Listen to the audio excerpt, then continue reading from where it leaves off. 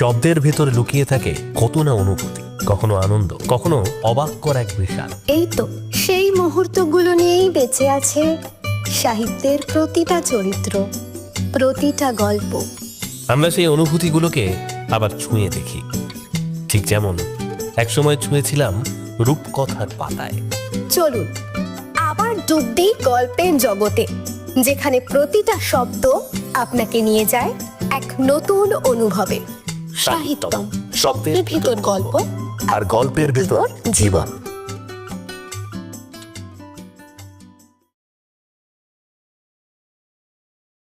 সেজন্য দেশে কোনো গোলযোগ হয় না। বঙ্কু একটু চুপ করিয়া থাকিল। হলোই বা, আমাদের এক ঘরে করে রেখেছে বলে তো আমি আপনার মাকে ত্যাগ করতে পারিনে। আর অমন মাই বা কজনের আছে? মুখে আসিল জিজ্ঞাসা করি, মায়ের উপর এত ভক্তি আসিল কি রূপে? কিন্তু চাপিয়া গেলাম। বঙ্কু কহিতে লাগিল, আচ্ছা আপনিই বলুন, গান বাজনা করাতে কি কোনো দোষ আছে?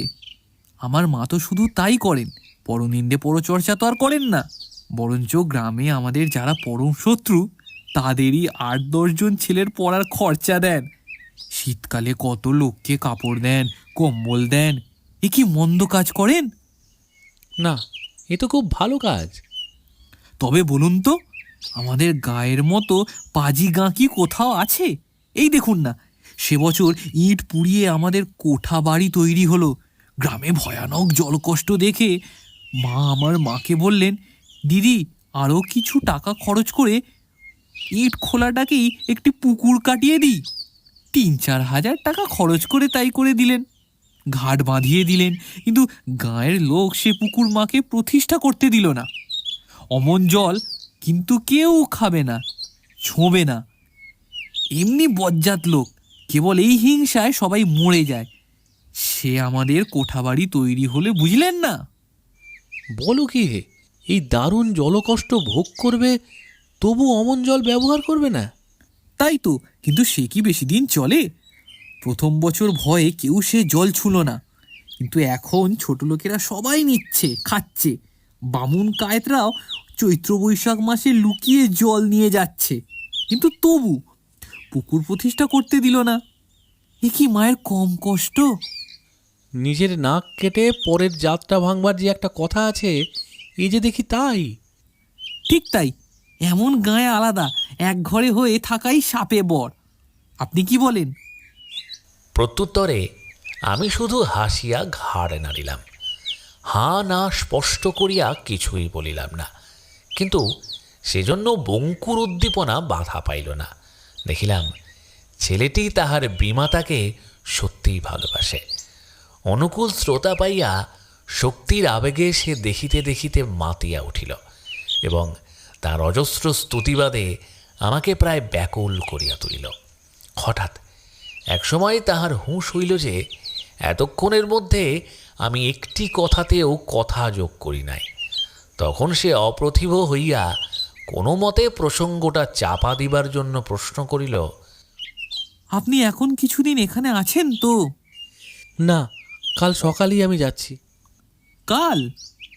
হ্যাঁ, কালই। কিন্তু আপনার দেহ তো এখনই সবল হয়নি। অসুখটা একেবারে সেরেছে বলে কি আপনার মনে হচ্ছে? সকাল পর্যন্ত সেরেছে বলেই মনে হয়েছিল বটে, কিন্তু এখন মনে হচ্ছে না, আজ দুপুর থেকে আবার মাথাটা ধরেছে। তবে কেন এত শীঘ্র যাবেন? এখানে তো আপনার কোনো কষ্টই নেই। বলিয়া ছেলেটি চিন্তিত মুখে আমার মুখের পানে চাহিয়া রহিল। আমিও কিছুক্ষণ চুপ করিয়া তাহার পানে চাহিয়া তাহার মুখের উপর ভিতরের যথার্থ কথাটা পড়িতে চেষ্টা করিলাম। যতটা পড়িলাম তাহাতে সত্য গোপনের কোনো প্রয়াস অনুভব করিলাম না। তবে ছেলেটি লজ্জা পাইল বটে এবং সেই লজ্জাটা ঢাকিয়া ফেলিবারও চেষ্টা করিল। কহিল, আপনি এখন যাবেন না। কেন বলো দেখি? আপনি থাকলে মা বড় আনন্দে থাকেন। বলিয়া ফেলিয়াই মুখ রাঙা করিয়া চট করিয়া উঠিয়া গেল। দেখিলাম ছেলেটি খুব সরল বটে, কিন্তু নির্বোধ নয়। পিয়ারি কেন যে বলিয়াছিল, আর বেশি দিন থাকলে আমার ছেলে কি ভাববে, কথাটার সহিত ছেলেটির ব্যবহার আলোচনা করিয়া অর্থটা যেন বুঝিতে পারিলাম। সেটি বলিয়াই বোধ হইল। মাতৃত্বের এই একটা ছবি আজ চোখে পড়ায় যেন একটা নূতন জ্ঞান লাভ করিলাম। পেয়ারির হৃদয়ের একাগ্র বাসনা অনুমান করা আমার পক্ষে কঠিন নয়, এবং সে যে সংসারে সব দিক দিয়া সর্বপ্রকারেই স্বাধীন, তাহাও কল্পনা করা বোধ করি পাপ নয়। তবুও সে যে মুহূর্তে এই একটা দরিদ্র বালকের মাতৃপদ স্বেচ্ছায় গ্রহণ করিয়াছে, অমনি সে নিজের দুটি পায়ে শত পাকে বেড়িয়া লোহার শিকল বাঁধিয়া ফেলিয়াছে। আপনি সে যাই হোক, কিন্তু সেই আপনাকে মায়ের সম্মান তাহাকে তো এখন দিতেই হইবে। তার অসংযত কামনা ও শৃঙ্খল প্রবৃত্তি যত অধোপতেই তাহাকে ঠেলিতে চাওক, কিন্তু এ কথাও সে ভুলিতে পারে না সে একজনের মা, এবং সেই সন্তানের ভক্তিনত দৃষ্টির সম্মুখে তাহার মাকে তো সে কোনো মতেই অপমানিত করিতে পারে না। তাহার বিহবল যৌবনের লালসামত্ত বসন্ত দিনে কে যে ভালোবাসিয়া তাহার পিয়ারি নাম দিয়াছিল তা আমি জানি না, কিন্তু এই নামটা পর্যন্ত সে তাহার ছেলের কাছে গোপন করিতে চায়। এই কথাটা আমার স্মরণ হইয়া গেল। চোখের উপর অস্ত গেল সূর্য। সেই দিকে চাহিয়া আমার সমস্ত অন্তঃকরণটা যেন গলিয়া রাঙা হইয়া উঠিল। মনে মনে কহিলাম, রাজলক্ষ্মীকে তো আর আমি ছোট করিয়া দেখিতে পারি না। আমাদের বাহ্য ব্যবহার যত বড় স্বাতন্ত্র্য রক্ষা করিয়াই এতদিন চলুক না কেন, স্নেহ যতই মাধুর্য ঢালিয়া দিক না কেন, উভয়ের কামনা যে একত্র সম্মিলিত হইবার জন্য অনুক্ষণ দুর্নিবার বেগে ধাবিত হইতেছিল, তাহাতে তো সংশয় নাই। কিন্তু আজ দেখিলাম অসম্ভব। হঠাৎ বঙ্কুর মা অভ্রভেদী হিমাচলের ন্যায় পথ রুদ্ধ করিয়া রাজলক্ষ্মী ও আমার মাঝখানে আসিয়া দাঁড়াইয়াছে। মনে মনে বলিলাম, কাল সকালেই তো আমি এখান হইতে যাইতেছি, কিন্তু তখন যেন মনের মধ্যে লাভালাভের হিসাব করিতে গিয়া হাতের 5 রাখিবার চেষ্টা করি। আমার এই যাওয়াটা যেন যাওয়াই হয়। দেখিতে পাই নাই ছল করিয়া একখানি অতি সূক্ষ্ম বাসনার বাঁধন রাখিয়া না যাই, যাহার সূত্র ধরিয়া আবার একদিন আসিয়া উপস্থিত হইতে হয়। অন্যমনস্ক হইয়া সেইখানে বসিয়াছিলাম। সন্ধ্যার সময় ধনুচুতে ধূপ ধুনা দিয়া সেটা হাতে করিয়া রাজলক্ষ্মী এই বারান্দা দিয়াই আর একটা ঘরে যাইতেছিল। থমকিয়া দাঁড়াইয়া বলিল, মাথা ধরেছে, হিম ঘরে বসে কেন? যাও, ঘরে যাও। অবাক করলে লক্ষ্মী, হিম এখানে কোথায়? হিম না থাক, ঠান্ডা বাতাস তো বইছে, সেটাই কোন ভালো। না, সেও তোমার ভুল। ঠান্ডা গরম কোনো বাতাসই বইছে না। আমার সমস্তই ভুল, কিন্তু মাথা ধরাটা তো আর আমার ভুল নয়, সেটা তো সত্যি। ঘরে গিয়ে একটু শুয়েই পড়ো না। রতন কি করছে? সে কি একটু ওডিখোল মাথায় দিতে পারে না? এবারের চাকর বাকরগুলোর মতো বাবু চাকর আর পৃথিবীতে নেই। বলিয়া রাজলক্ষ্মী নিজের কাজে চলিয়া গেল। রতন যখন ব্যস্ত এবং লজ্জিত হইয়া অডিকোলন, জল প্রভৃতি আনিয়া হাজির করিল এবং তাহার ভুলের জন্য বারংবার অনুতাপ প্রকাশ করিতে লাগিল, তখন আমি না হাসিয়া থাকিতে পারিলাম না। রতন সাহস পাইয়া আস্তে আস্তে কহিল, এতে আমার দোষ নেই, সে কি আমি জানি রে বাবু, কিন্তু মাকে তো বলবার জো নেই যে তুমি রেগে থাকলে মিছিমিছি বাড়ি শুদ্ধ লোকের দোষ দেখতে পাও। রাগ কেন? সে কি কারো জানবার জো আছে? বড় লোকের রাগ, বাবু শুধু শুধু হয় আবার শুধু শুধু যায়। তখন গা ঢাকা দিয়ে না থাকতে পারলেই চাকর বাকরদের প্রাণ গেল। দ্বারের নিকট হইতে হঠাৎ প্রশ্ন আসিল। তখন তোমাদের কি আমি মাথা কেটে নিইনি রে রতন? আর বড় লোকের বাড়িতে যদি এত জ্বালা, তো আর কোথাও যাস না কেন? মনিবের প্রশ্নে রতন কুণ্ঠিত অধোমুখে নিরুত্তরে বসিয়া রহিল। রাজলক্ষ্মী কহিল, তোর কাজটা কি? ওর মাথা ধরেছে বঙ্কুর মুখে শুনে আমি তোকে জানালুম, তাই এখন 8টা রাত্রিরে এসে আমার সুখ্যাত গাইছিস? কাল থেকে অন্য কোথাও কাজের চেষ্টা করিস, এখানে হবে না, বুঝলি? রাজলক্ষ্মী চলিয়া গেলে রতন অডিকোলন জল দিয়া আমার মাথায় বাতাস করিতে লাগিল। রাজলক্ষ্মী তৎক্ষণাৎ ফিরিয়া আসিয়া জিজ্ঞাসা করিল, কাল সকালেই নাকি বাড়ি যাবে? আমার যাবার সংকল্প ছিল বটে, কিন্তু বাড়ি ফিরিবার সংকল্প ছিল না। তাই প্রশ্নটার আর একরকম করিয়া জবাব দিলাম, হ্যাঁ, কাল সকালেই যাব। সকাল কটার গাড়িতে যাবে? সকালেই বেরিয়ে পড়ব, তাতে যে গাড়ি জোটে। আচ্ছা, একখানা টাইম টেবিলের জন্য কাউকে না হয় স্টেশনে পাঠিয়ে দিই গে। বলিয়া সে চলিয়া গেল। তারপর যথাসময়ে রতন কাজ সারিয়া প্রস্থান করিল। নিচে ভৃত্যদের শব্দ সাড়া নীরব রহিল। বুঝিলাম সকলেই এবার নিদ্রার জন্য শয্যাশ্রয় করিয়াছে। আমার কিন্তু কিছুতেই ঘুম আসিল না। ঘুরিয়া ফিরিয়া একটা কথা কেবলই মনে হইতে লাগিল, পিয়ারি বিরক্ত হইল কেন? এমন কি করিয়াছি যাহাতে সে আমার যাওয়ার জন্যই অধীর হইয়া উঠিয়াছে? রতন বলিয়াছিল, বড় লোকের ক্রোধ শুধু শুধু হয়। কথাটার কোনো বড় লোকের সম্বন্ধে খাটে কিনা জানি না, কিন্তু পিয়ারির সম্বন্ধে কিছুতেই খাটে না। সে যে অত্যন্ত সংযমী এবং বুদ্ধিমতী, সে পরিচয় আমি বহুবার পাইয়াছি। এবং আমার নিজেরও বুদ্ধি নাই থাক, প্রবৃত্তি সম্পর্কে সংযম তার চেয়ে কম নয়, বোধ করি কারোর চেয়ে কম নয়। বুকের মধ্যে যাই হোক, মুখ দিয়া তাহাকে বাহির করিয়া আনা আমার অতি বড় বিকারের ঘোরেও সম্ভব বলিয়া মনে করি না। ব্যবহারেও কোনোদিন কিছু ব্যক্ত করিয়াছি বলিয়া স্মরণ হয় না। তাহার নিজের কার্যের দ্বারা লজ্জার হেতু ঘটিয়া থাকে তো সে আলাদা কথা, কিন্তু আমার উপর রাগ করিবার তাহার কিছুমাত্র কারণ নাই। সুতরাং বিদায়ের সময় তাহার ওই ঔদাসীন্য আমাকে যে বেদনা দিতে লাগিল, তাহা অকিঞ্চিৎকর নয়। অনেক রাত্রে হঠাৎ এক সময়ে তন্দ্রা ভাঙিয়া চোখ মেলিলাম।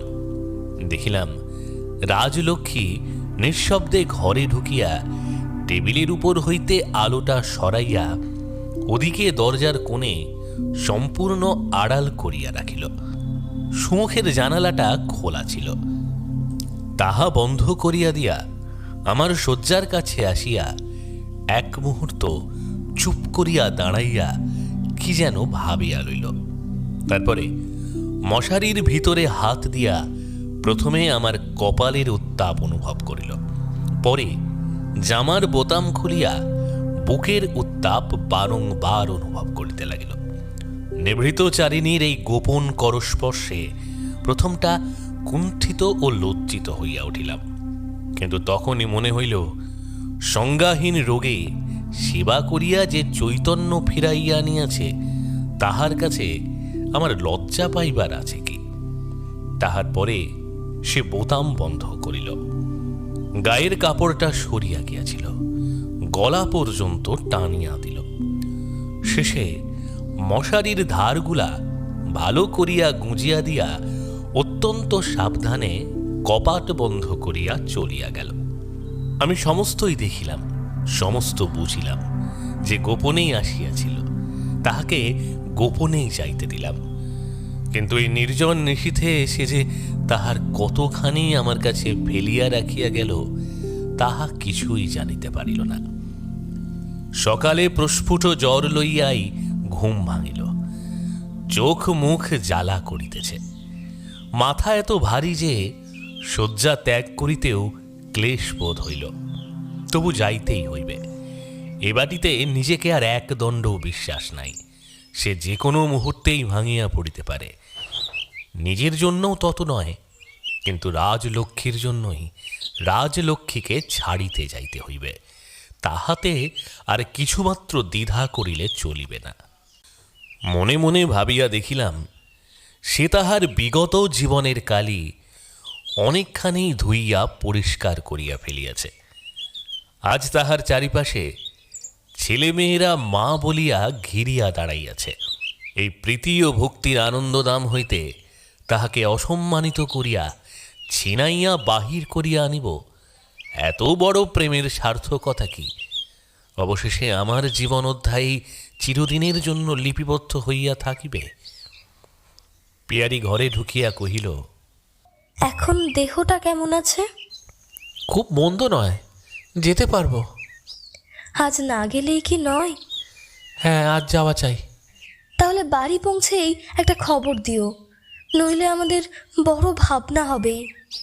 তাহার অবিচলিত ধৈর্য দেখিয়া মুগ্ধ হইয়া গেলাম। তৎক্ষণাৎ সম্মত হইয়া বলিলাম, আচ্ছা, আমি বাড়িতেই যাব, আর গিয়েই তোমাকে খবর দেব। দিও, আমিও চিঠি লিখে দু একটা কথা জিজ্ঞাসা করব। বাহিরে পালকিতে যখন উঠিতে যাইতেছি, দেখি দ্বিতলের বারান্দায় পিয়ারি চুপ করিয়া দাঁড়াইয়া আছে। তাহার বুকের ভিতরে যে কি করিতেছিল তাহার মুখ দেখিয়া তাহা জানিতে পারিলাম না। আমার অন্নদা দিদিকে মনে পড়িল। বহুকাল পূর্বের একটা শেষ দিনে তিনিও যেন ঠিক এমনি গম্ভীর, এমনি স্তব্ধ হইয়াই দাঁড়াইয়াছিলেন। তাহার সেই দুটি করুণ চোখের দৃষ্টি আমি আজও ভুলি নাই। কিন্তু সে চাহনিতে যে তখন কত বড় একটা আসন্ন বিদায়ের ব্যথা ঘনীভূত হইয়া উঠিয়াছিল তাহা তো পড়িতে পারি নাই। কি জানি আজিও তেমনি ধারা একটা কিছু ওই দুটি নিবিড় কালো চোখের মধ্যেও আছে কিনা। নিঃশ্বাস ফেলিয়া পালকিতে উঠিয়া বসিলাম। দেখিলাম বড় প্রেম শুধু কাছেই টানে না, ইহা দূরেও ঠেলিয়া ফেলে। ছোটখাটো প্রেমের সাধ্যও ছিল না। এই সুখৈশ্বর্য, পরিপূর্ণ স্নেহ স্বর্গ হইতে মঙ্গলের জন্য, কল্যাণের জন্য আমাকে আজ এক পদ নড়াইতে পারিত। বাহকেরা পালকি লইয়া স্টেশন অভিমুখে দ্রুত পদে প্রস্থান করিল। মনে মনে বারংবার বলিতে লাগিলাম, লক্ষ্মী, দুঃখ করিও না ভাই, কি ভালোই হইল যে আমি চলিলাম।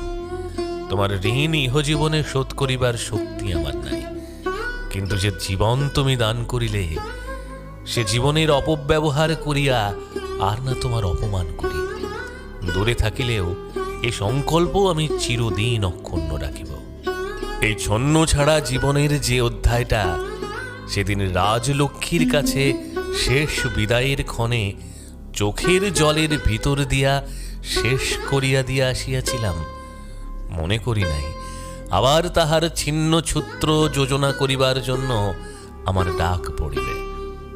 কিন্তু ডাক যখন সত্যই পড়িল তখন বুঝিলাম, বিস্ময় এবং সংকোচ আমার যত বড়ই হোক, এ আহ্বান শিরোধার্য করিতে লেশ মাত্র ইতস্তত করা চলিবে না। তাই আজ আবার এই ভ্রষ্ট জীবনের বিশৃঙ্খল ঘটনার শতচ্ছিন্ন গ্রন্থিগুলা আর একবার বাঁধিতে প্রবৃত্ত হইয়াছি।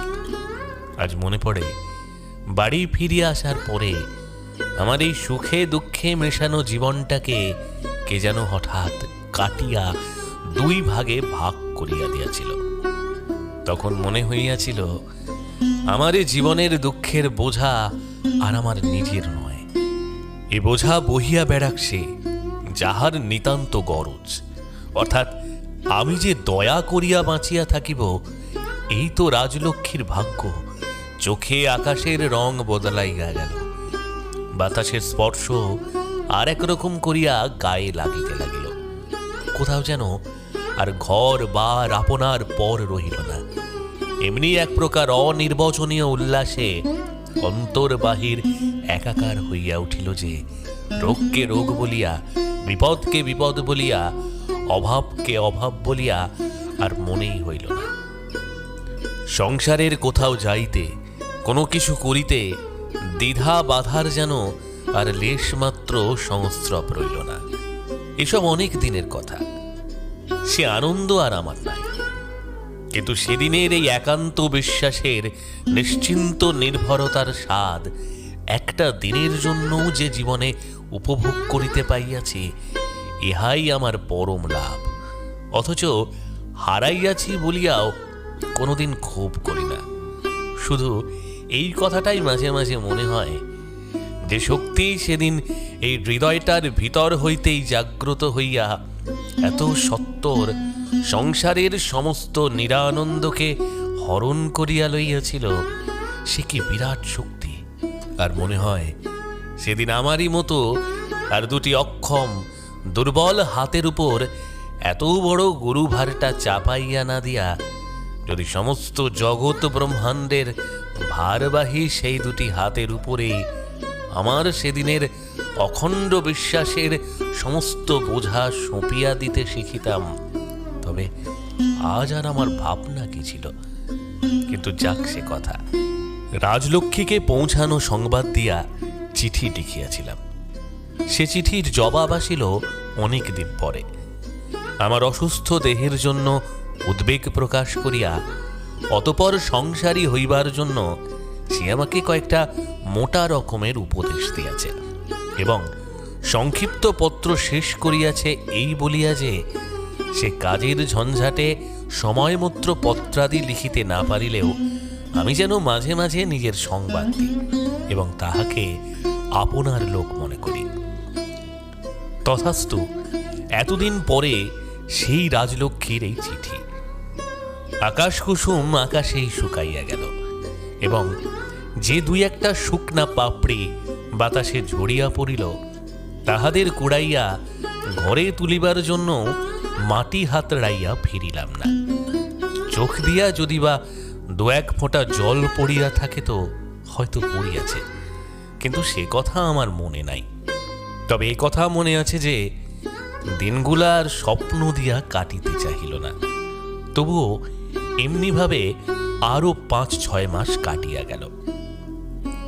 একদিন সকালে বাহিরে যাইবার উপক্রম করিতেছি, হঠাৎ একখানা অদ্ভুত পত্র আসিয়া উপস্থিত হইল। উপরে মেলি কাঁচা অক্ষরে আমার নাম ও ঠিকানা। খুলিতেই পত্রের ভিতর হইতে একখানি ছোট পত্র ঠুক করিয়া মাটিতে পড়িয়া গেল। তুলিয়া লইয়া তাহার অক্ষর এবং নাম সইর পানে চাহিয়া সহসা নিজের চোখ দুটোকেই যেন বিশ্বাস করিতে পারিলাম না। আমার যে মা 10 বৎসর পূর্বে দেহত্যাগ করিয়াছেন, ইহা তাহারই শ্রীহস্তের লেখা নাম সই তাঁরই। পড়িয়া দেখিলাম মা তার গঙ্গা জলকে যেমন করিয়া অভয় দিতে হয় তা দিয়াছেন। ব্যাপারটা সম্ভবত এই যে বছর 12-13 পূর্বে এই গঙ্গা জলের যখন অনেক বয়সে একটি কন্যারত্ন জন্মগ্রহণ করে, তখন তিনি দুঃখ দৈন্য এবং দুশ্চিন্তা জানাইয়া মাকে বোধ করি পত্র লিখিয়াছিলেন এবং তাহারই প্রত্যুত্তরে আমার স্বর্গবাসিনী জননী এই গঙ্গাজল দুহিতার বিবাহের সমস্ত দায়িত্ব গ্রহণ করিয়া যে চিঠি লিখিয়াছিলেন, এখানি সেই মূল্যবান দলিল। সাময়িক করুণায় বিগলিত হইয়া মা উপসংহারে লিখিয়াছেন, সুপাত্র আর কোথাও না জোটে, তার নিজের ছেলে তো আছে। তা বটে, সংসারে সুপাত্রের যদি বা একান্ত অভাব হয় তখন আমি তো আছি। সমস্ত লেখাটা আগাগোড়া 12 পড়িয়া দেখিলাম।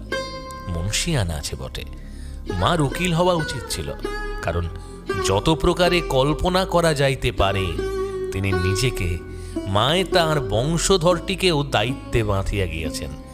দলিলের কোথাও এতটুকু ত্রুটি রাখিয়া যান নাই। সে যাই হোক, গঙ্গাজল যে এই সুদীর্ঘ 13 বৎসর কাল এই পাকা দলিলটির উপর বরাত দিয়াই নিশ্চিন্ত নির্ভয়ে নীরবে বসিয়াছিলেন, তাহা মনে হইল না, বরঞ্চ মনে হইল বহু চেষ্টা করিয়াও অর্থ ও লোকাভাবে সুপাত্র যখন তাহার পক্ষে একেবারেই অপ্রাপ্য হইয়া উঠিয়াছে এবং অনুরাগ কন্যার শারীরিক উন্নতির প্রতি দৃষ্টিপাত করিয়া পুলকে বুকের রক্ত মগজে চড়িবার উপক্রম করিয়াছে, তখনই এই হতভাগা সুপাত্রের উপর তাহার একমাত্র ব্রহ্মাস্ত্র নিক্ষেপ করিয়াছেন। মাতা বাঁচিয়া থাকিলে এই চিঠির জন্য আজ তার মাথা খাইয়া ফেলিতাম, কিন্তু এখন যে উঁচুতে বসিয়া তিনি হাসিতেছেন, সেখানে লাফ দিয়াও যে তার পায়ের তলায় সজোরে একটা ঢু মারিয়া গায়ের জ্বালা মিটাইব, সে পথও আমার বন্ধ হইয়া গিয়াছে। সুতরাং মায়ের কিছু করিতে না পারিয়া তার গঙ্গা জলের কি করিতে না পারি, পরখ করিবার জন্য একদিন রাত্রে স্টেশনে আসিয়া উপস্থিত হইলাম। সারা রাত্রি ট্রেনে কাটাইয়া পরদিন তাহার পল্লী ভবনে আসিয়া যখন পৌঁছিলাম, তখন বেলা অপরাহ্ন। গঙ্গাজলমা প্রথমে আমাকে চিনিতে পারিলেন না, শেষে পরিচয় পাইয়া এই 13 বৎসর পরে এমন কান্নাই কাঁদিলেন যে মায়ের মৃত্যুকালে তার কোনো আপনার লোক চোখের উপর তাকে মরিতে দেখিয়াও এমন করিয়া কাঁদিতে পারে নাই। বলিলেন, লোকত ধর্মত তিনিই এখন আমার মাতৃস্থানীয়া এবং দায়িত্ব গ্রহণের প্রথম সোপানস্বরূপ আমার সাংসারিক অবস্থা পুঙ্খানুপুঙ্খরূপে পর্যালোচনা করিতে প্রবৃত্ত হইলেন। বাবা কত রাখিয়া গিয়েছেন, মায়ের কি কি গহনা আছে এবং তাহা কাহার কাছে আছে, আমি চাকরি করি না কেন এবং করিলে কত টাকা আন্দাজ মাহিনা পাইতে পারি, ইত্যাদি ইত্যাদি। তাহার মুখ দেখিয়া মনে হইল এই আলোচনার ফল তাহার কাছে যেমন সন্তোষজনক হইল না। বলিলেন, তার কোন এক আত্মীয় বর্মামূল্যকে চাকরি লইয়া লাল হইয়া গিয়াছে, অর্থাৎ অতিশয় ধনবান হইয়াছে, সেখানকার পথে ঘাটে টাকা ছড়ানো আছে, শুধু কুড়াইয়া লইবার অপেক্ষা মাত্র। সেখানে জাহাজ হইতে নামিতে না নামিতে বাঙালিদের সাহেবরা কাঁধে করিয়া তুলিয়া লইয়া চাকরি দেয়, এইরূপ অনেক কাহিনী। পরে দেখিয়াছিলাম এই ভ্রান্ত বিশ্বাস শুধু তাহার একার নহে, এমন অনেক লোকই এই মায়া মরীচিকায় উন্মত্ত প্রায় হইয়া সহায় সম্বলহীন অবস্থায় সেখানে ছুটিয়া গিয়াছে এবং মোহভঙ্গের পর তাহাদিগকে ফিরিয়া পাঠাইতে আমাদের কম ক্লেশ সহিতে হয় নাই। কিন্তু সে কথা এখন থাক। গঙ্গাজল মায়ের বর্মা মুল্লুকের বিবরণ আমাকে তীরের মতো বেঁধিল, লাল হইবার আশায় নহে। আমার মধ্যে যে ভবঘুরেটা কিছুদিন হইতে ঝিমাইতেছিল, সে তাহার শ্রান্তি ঝাড়িয়া ফেলিয়া দিয়া এক মুহূর্তেই খাড়া হইয়া উঠিল। সে সমুদ্রকে ইতিপূর্বে শুধু দূর হইতে দেখিয়াই মুগ্ধ হইয়া গিয়াছিলাম। সেই অনন্ত অশ্রান্ত জলরাশি ভেদ করিয়া যাইতে পাইব, এই চিন্তাই আমাকে একেবারে অতিষ্ঠ করিয়া তুলিল। কোনো মতে একবার ছাড়া পাইলেই হয়। মানুষকে মানুষ যত প্রকারে জেরা করিতে পারে, তাহার কোনোটাই গঙ্গাজলমা আমাকে বাদ দেন নাই। সুতরাং নিজের মেয়ের পাত্র হিসাবে আমাকে যে তিনি মুক্তি দিয়েছেন, এ বিষয়ে আমি এক প্রকার নিশ্চিন্তই ছিলাম। কিন্তু রাত্রে খাবার সময় তাহার ভূমিকার ধরন দেখিয়া উদ্বিগ্ন হইয়া উঠিলাম। দেখিলাম আমাকে একেবারে হাতছাড়া করা তাহার অভিপ্রায় নয়। তিনি এই বলিয়া শুরু করিলেন যে মেয়ের বরাতে সুখ না থাকিলে যেমন, কেননা টাকা কড়ি ঘর বাড়ি বিদ্যাসাধ্যি দেখিয়া তাও সমস্তই নিষ্ফল, এবং এ সম্বন্ধে নাম ধাম বিবরণাদি সহযোগে অনেকগুলি বিশ্বাসযোগ্য নজির তুলিয়াও বিফলতার প্রমাণ দেখাইয়া দিলেন। শুধু তাই নয়, অন্যপক্ষে এমন কতকগুলি লোকের নাম উল্লেখ করিলেন, যাহারা আকাট মূর্খ হইয়াও শুদ্ধমস্ত স্ত্রীর আয় পয়ের জোরেই সম্প্রতি টাকার উপরে দিবারাত্রি উপবেশন করিয়াছে।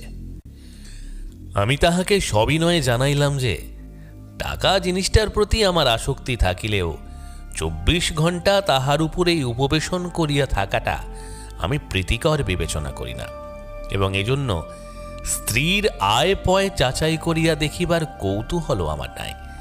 কিন্তু বিশেষ কোনো ফল হইল না, তাহাকে নিরস্ত করা গেল না। কারণ যিনি সুদীর্ঘ 13 বৎসর পরেও এমন একটা পত্রকে দলিল রূপে দাখিল করিতে পারেন, তাহাকে এত সহজে ভোলানো যায় না। তিনি বারবার বলিতে লাগিলেন, ইহাকে মায়ের ঋণ বলিয়াই গ্রহণ করা উচিত, এবং যে সন্তান সমর্থ হইয়াও মাতৃঋণ পরিশোধ করে না, সেই ইত্যাদি।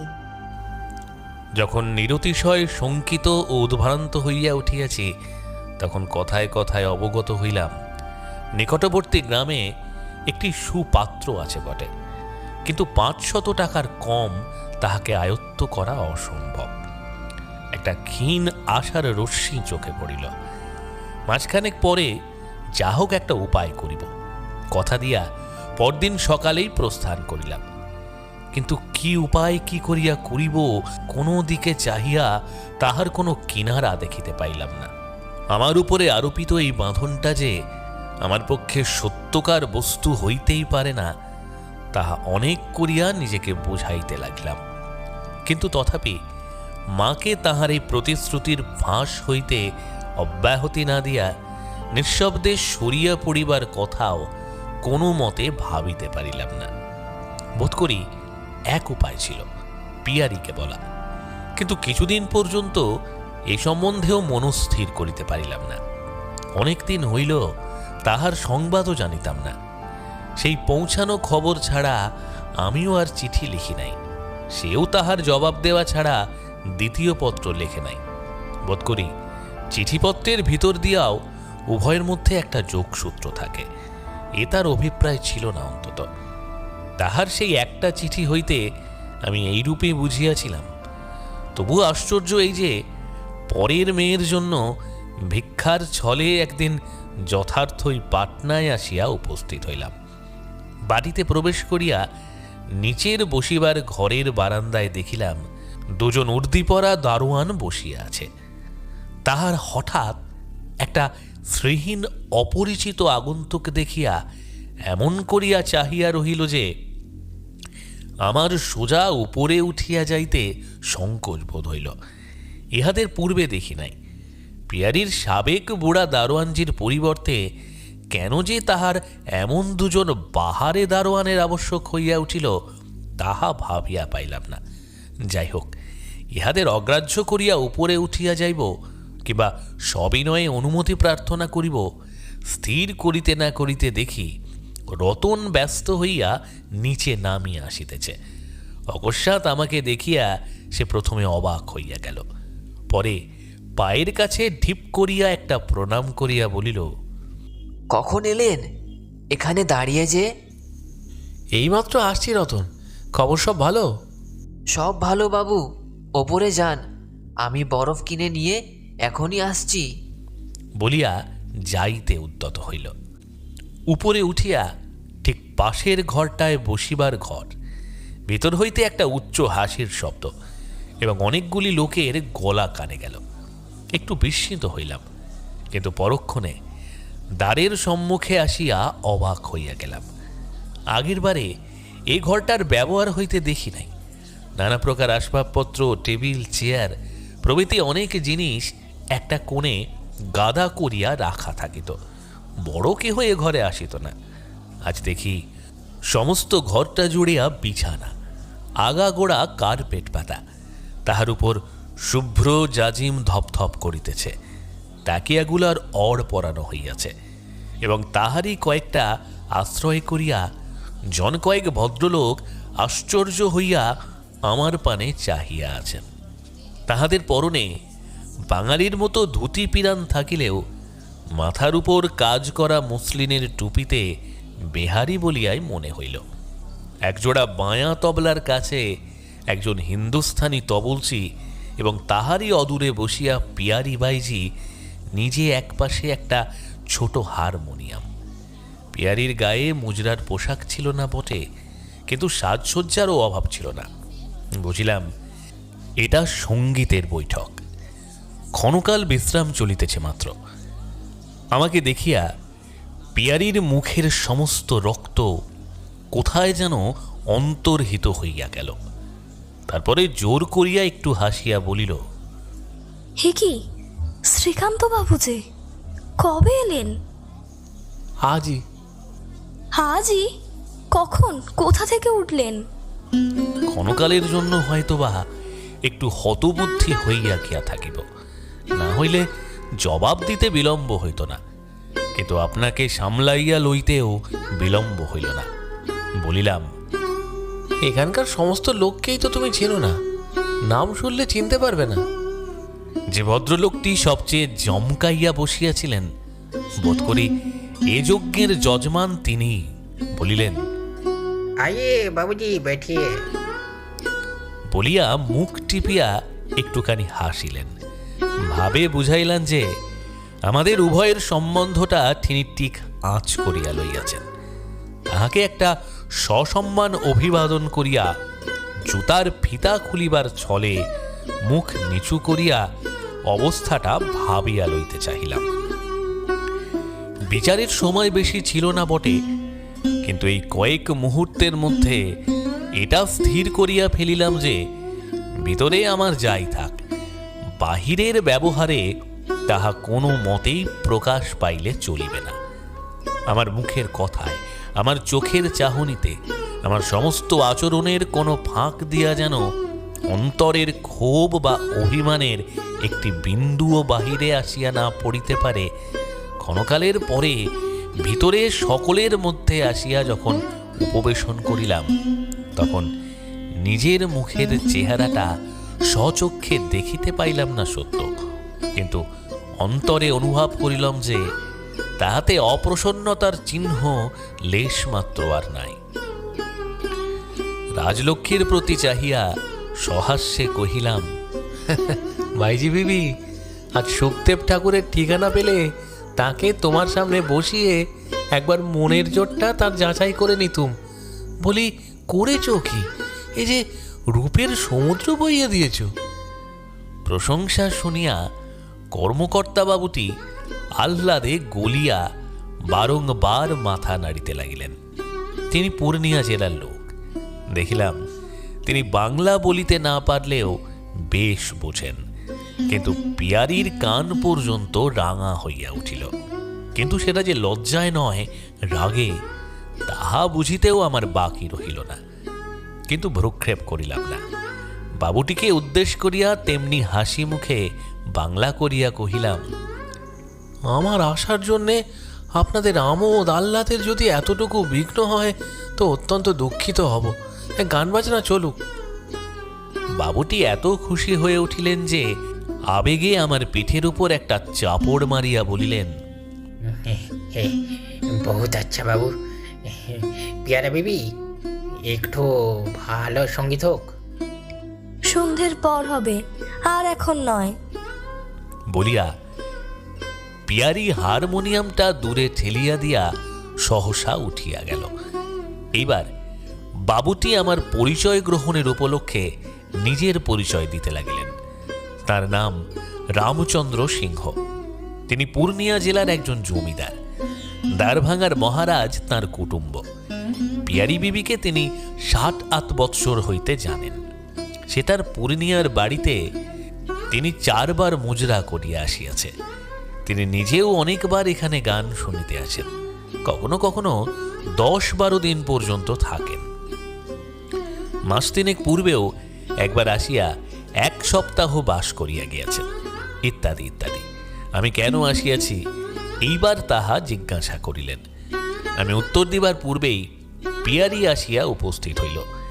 তাহার দিকে চাহিয়া কহিলাম, ভাইজিকেই জিজ্ঞেস করুন না কেন এসেছি। পিয়ারি আমার মুখের প্রতি একটা তীব্র কটাক্ষ করিল, কিন্তু জবাব দিল সহজ শান্ত স্বরে। কহিল, উনি আমার দেশের লোক। বাবুজি, মধু থাকলেই মৌমাছি এসে জোটে, তারা দেশ বিদেশের বিচার করে না।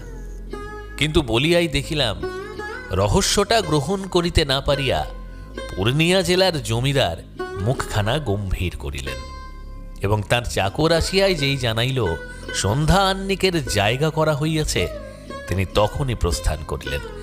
তবলচি এবং আরও 2 জন ভদ্রলোক তাহার সঙ্গে বাহির হইয়া গেল। তার মনের ভাবটা অকস্মাৎ কেন এমন বিকল হইয়া গেল, তাহার বিন্দু বিসর্গও বুঝিলাম না। রতন আসিয়া কহিল, মা, বাবুর বিছানা করি কোথায়? আর কি ঘর নেই রতন? আমাকে জিজ্ঞাসা না করে এতটুকু বুদ্ধি খাটাতে পারিস নে? যা এখান থেকে। বলিয়া রতনের সঙ্গে সঙ্গে নিজেও বাহির হইয়া গেল। বেশ দেখিতে পাইলাম আমার আকস্মিক শুভাগমনে এ বাড়ির ভার কেন্দ্রটা সাংঘাতিক রকম বিচলিত হইয়া উঠিয়াছে। পিয়ারি কিন্তু অনতিকাল পরেই ফিরিয়া আসিয়া আমার মুখের দিকে খানিকক্ষণ চাহিয়া থাকিয়া কহিল, এখন হঠাৎ আসা হলো যে? দেশের লোক, অনেকদিন না দেখে বড় ব্যাকুল হয়ে উঠেছিলাম ভাইজি। পিয়ারির মুখ আরো ভারী হইয়া উঠিল। আমার পরিহাসে সে কিছুমাত্র যোগ না দিয়া বলিল, আজ রাত্রিরে এখানেই থাকবে তো? থাকতে বলো, তাহলে থাকবো। আমার আর বলা বলি কি, তবে তোমার হয়তো অসুবিধে হবে। যে ঘরটায় তুমি শুতে সেটাতে বাবু শুচ্ছে। বেশ, আমি নিচে শোবো। তোমার নিচের ঘরগুলোও তো চমৎকার। নিচে শোবে? বলো কি, মনের মধ্যে কি এতটুকু বিকার নেই? দুদিনেই এত বড় পরমহংস হয়ে উঠলে কি করে? মনে মনে বলিলাম, পিয়ারি, আমাকে তুমি এখনো চেনোনি। মুখে বলিলাম, আমার তাতে মান অভিমান এক বিন্দু নেই। আর কষ্টের কথা যদি মনে করো তো সেটা একেবারে নিরর্থক। আমি বাড়ি থেকে বেরোবার সময় খাবার শোবার ভাবনাগুলো ফেলে রেখে আসি, সে তো তুমি নিজেও জানো।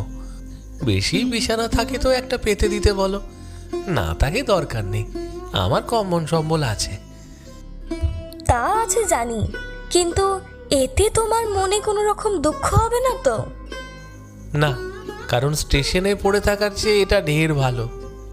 কিন্তু আমি হলে বরঞ্চ গাছতলায় পড়ে থাকতুম, এত অপমান সহ্য করতুম না। তাহার উত্তেজনা লক্ষ্য করিয়া আমি না হাসিয়া পারিলাম না। সে যে কি কথা আমার মুখ হইতে শুনিতে চায় তাহা আমি অনেকক্ষণ টের পাইয়াছিলাম, কিন্তু শান্ত স্বাভাবিক কণ্ঠে জবাব দিলাম, আমি এত নির্বোধ নই যে মনে করব তুমি ইচ্ছে করে আমাকে নিচে শুতে বলে অপমান করছো। তোমার সাধ্য থাকলে তুমি সেবারের মতোই আমার শোবার ব্যবস্থা করতে। সে যাক, এই তুচ্ছ ব্যাপার নিয়ে কথা কাটাকাটি করবার দরকার নেই। তুমি রতনকে পাঠিয়ে দাওগে, আমাকে নিচের ঘরটা দেখিয়ে দিয়ে আসুক। আমি কম্বল বিছিয়ে শুয়ে পড়ি, ভারী ক্লান্ত হয়ে পড়েছি। তুমি জ্ঞানী লোক, তুমি আমার ঠিক অবস্থা বুঝবে না তো কে বুঝবে? যাক, বাঁচলুম। বলিয়া সে একটা দীর্ঘশ্বাস চাপিয়া লইয়া জিজ্ঞাসা করিল, হঠাৎ আসার সত্যি কারণটা শুনতে পাইনি কি? প্রথম কারণটা শুনতে পাবে না, কিন্তু দ্বিতীয়টা পাবে। প্রথমটা পাবো না কেন? অনাবশ্যক বলে। আচ্ছা, দ্বিতীয়টা শুনি। আমি বর্মায় যাচ্ছি, হয়তো আর কখনো দেখা হবে না। অন্তত অনেক দিন যে দেখা হবে না সে নিশ্চয়। যাবার আগে একবার দেখতে এলুম। বাবু, আপনার বিছানা তৈরি হয়েছে, আসুন। চলো, আমার ভারী ঘুম পাচ্ছে। ঘন্টাখানেক পরে যদি সময় পাও তো একবার নিচে এসো, আমার আরও কথা আছে। বলিয়া রতনের সঙ্গে বাহির হইয়া গেলাম। পিয়ারির নিজের শোবার ঘরে আনিয়া যখন রতন আমাকে শয্যা দেখাইয়া দিল, তখন বিস্ময়ের আর অবধি রহিল না। বলিলাম, আমার বিছানা নিচের ঘরে না করে এ ঘরে করা হলো কেন? নিচের ঘরে? সেই রকমই তো কথা ছিল। সে অবাক হইয়া ক্ষণকাল আমার পানে চাহিয়া থাকিয়া শেষে বলিল, আপনার বিছানা হবে নিচের ঘরে? আপনি কি যে তামাশা করেন বাবু! বলিয়া হাসিয়া চলিয়া যাইতেছিল। আমি ডাকিয়া জিজ্ঞাসা করিলাম, তোমার মনিব শোবেন কোথায়? বঙ্কুবাবুর ঘরে, তার বিছানা ঠিক করে দিয়েছি। কাছে আসিয়া দেখিলাম এসেই রাজলক্ষ্মীর 1.5 হাত চওড়া তক্তাপোষের উপর বিছানা পাতা হয় নাই। একটা মস্ত খাটের উপর মস্ত পুরু গদি পাতিয়া রাজসজ্জা প্রস্তুত হইয়াছে। শিয়রের কাছে একটা ছোট টেবিলের উপর সেজের মধ্যে বাতি জ্বলিতেছে। একধারে কয়েকখানি বাংলা বই, অন্যধারে একটা বাটির মধ্যে কতকগুলি বেল ফুল। চোখ চাহিবা মাত্র টের পাইলাম এর কোনোটাই ভৃত্যের হাতে তৈরি হয় নাই। যে বড় ভালোবাসে এসব তাহারই স্বহস্ত প্রস্তুত। উপরের চাদরখানি পর্যন্ত যে রাজলক্ষ্মী নিজের হাতে পাতিয়া রাখিয়া গেছে এ যেন নিজের অন্তরের ভিতর হইতে অনুভব করিলাম।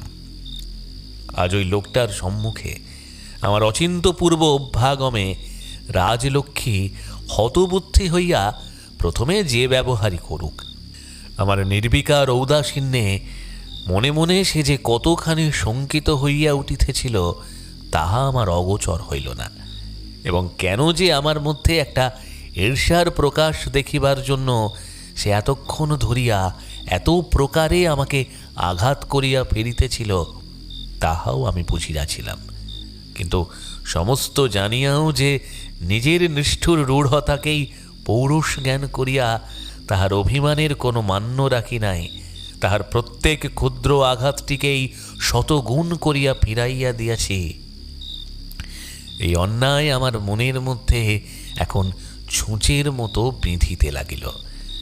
বিছানায় শুইয়া পড়িলাম, কিন্তু ঘুমাইতে পারিলাম না। নিশ্চয় জানিতাম একবার সে আসিবেই, এবং এখন সেই সময়টুকুর জন্যেই উদ্গ্রীব হইয়া রহিলাম। শ্রান্তিবশত হয়তো একটুখানি ঘুমাইয়াও পড়িয়াছিলাম।